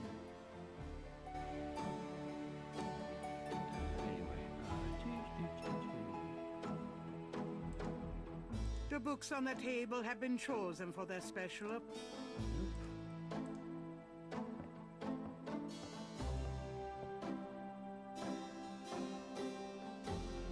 of Snakes. Hey, that's interesting. Snakes can sense their prey by vibration. Did you know that medieval legends about dragons and giant worms are actually based on snakes? You know, dragons, devils, sea monsters. They've always been associated with snakes. Grace, get alive.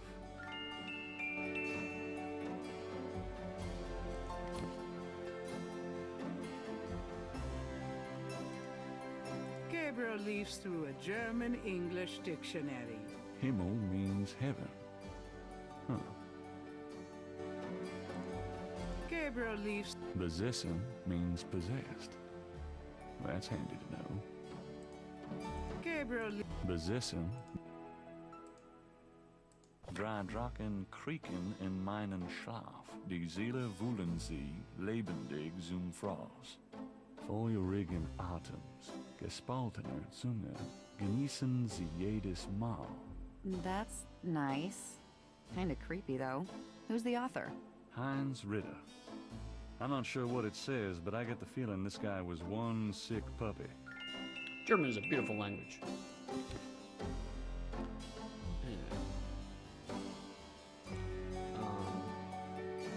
Right, you know, it reminds me that there's an artist in Jackson Square. So I'm gonna go there next then. I'll be back later. Have fun. I know Grace is also an artist, so that's why I got confused.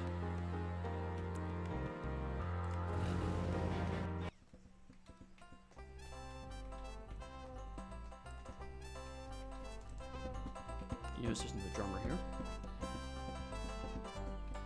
Oh, hey! Oh, come back here. Hey! Oh, unbelievable. Rotten luck.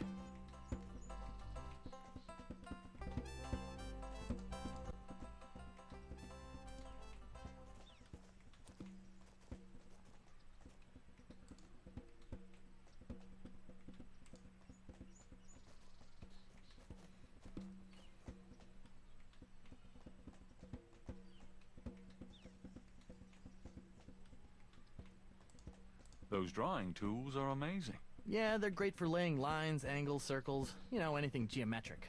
It's pretty meticulous, but I prefer it to freehand. Can you draw anything with those tools? They're great for ordered, complex forms and patterns, but they won't help me do Monet.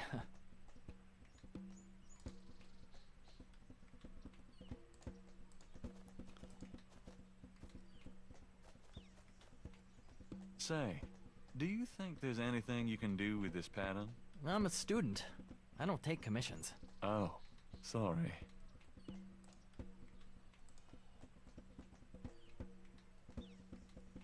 What are you working on now? Just starting another drawing of the cathedral.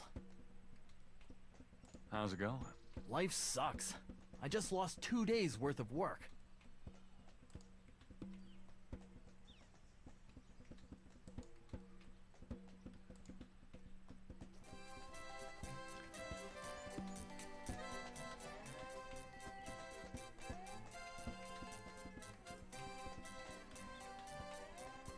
Gabriel can't reach the drawing from where he is.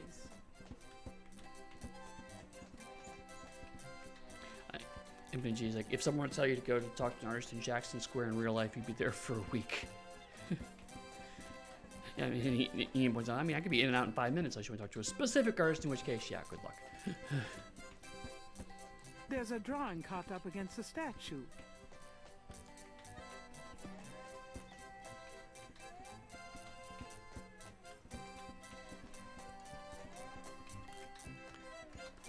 And always gets that drawing.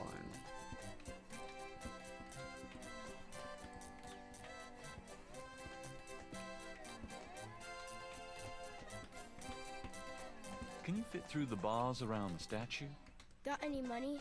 Nope. There you have it. No. Do you do requests? Got any money? Nope. Something to eat? No. There you have it. No. You dance pretty well for a kid. Give me some money then. I don't have any. Then don't block the view, mister. Can't think of anything at the moment. Okay then. Could I get a doobie dog, please? Not now. I'm busy. An unambitious person in the 90s. Amazing. Oh, Gen X jokes. Hello, are you selling? The vendor ignored. A doobie dog vendor has said he has his nose buried in a paperback novel. Gabriel notices that it is not one of his. Big surprise.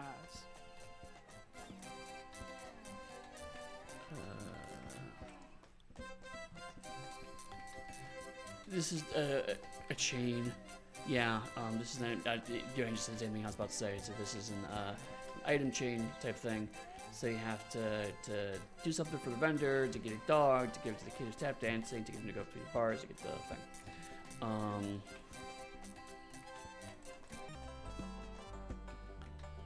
gonna try to see if I can figure that out real quick. Before we call it a day, I just wanna. I'd like to see if I can try to wrap this up before Stupid I go to bed. wind.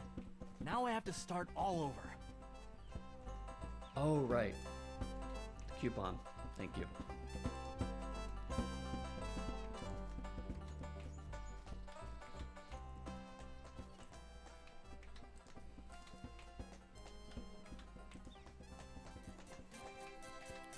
I have this gift certificate. I'm busy. It's good for $20 at St. George's Books. Finest bookstore in New Orleans. Really? I'll have to check it out sometime. You could take this gift certificate with you. If you'll give me a doobie dog. A doobie dog for a $20 gift certificate? Sure, here you go. Sure.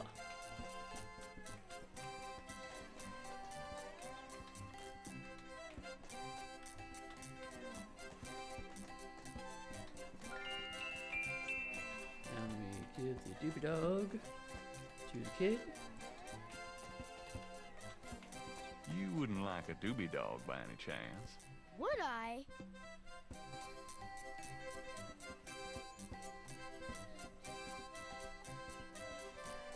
Eats it by Thanks, mister. despairing. You got any special requests? Let me know. Here, kid, take a doobie dog. Right into my jacket pocket. You mentioned something about special requests. Yeah, you got one? Can you fit through the bars around the statue? Can I? Just watch me. Good. There's something in there I can't quite reach.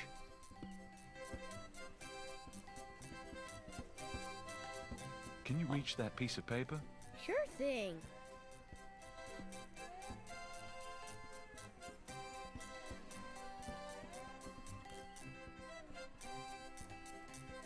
Here you go. Thanks, kid. Yup. See ya. Yeah, he points out, see. Here, let me put this hot dog in my armpit pocket of my bulky trench coat in New Orleans heat. Now turn around and give it to you to eat.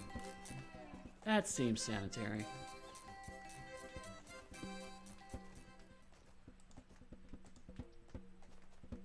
This belongs to you, doesn't it? My drawing. How'd you get it? Oh, it was a bit of a squeeze, but I hate to see you lose your work. I lost my only copy of a manuscript once. Well, you saved my butt. Been there. Let me know if I can ever do the same for you, hey? Funny you should mention that. Is there any way you can reconstruct the whole pattern from these partials? The pattern is probably circular, and there's some repetition in the elements. Okie dokie.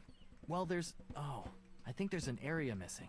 If you could get me any more of these, I'll see what I can do. Funny you should mention that. I have another one of those patterns. Really? Let's see. Yeah, this is great. I think there's enough overlap now. I'll give it my best shot. I'll show you what I come up with tomorrow. Great. I appreciate it.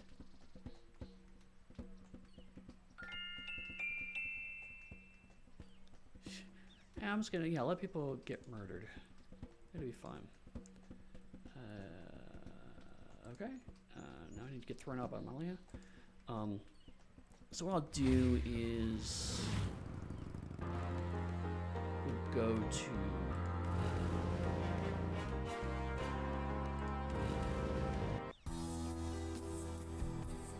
here, and then we will save the game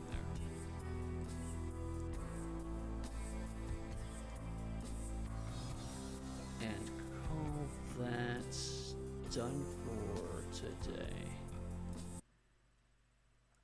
But yeah, so that's another kind of slice of 20th anniversary edition, 20th anniversary version of Sins of the Father. As we see that it's still pretty faithful to the game so far in terms of the design. It's not as faithful in terms of the voice acting, obviously. But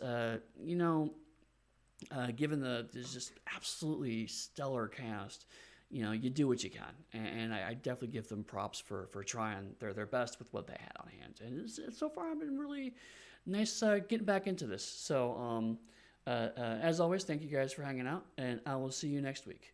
Bye-bye.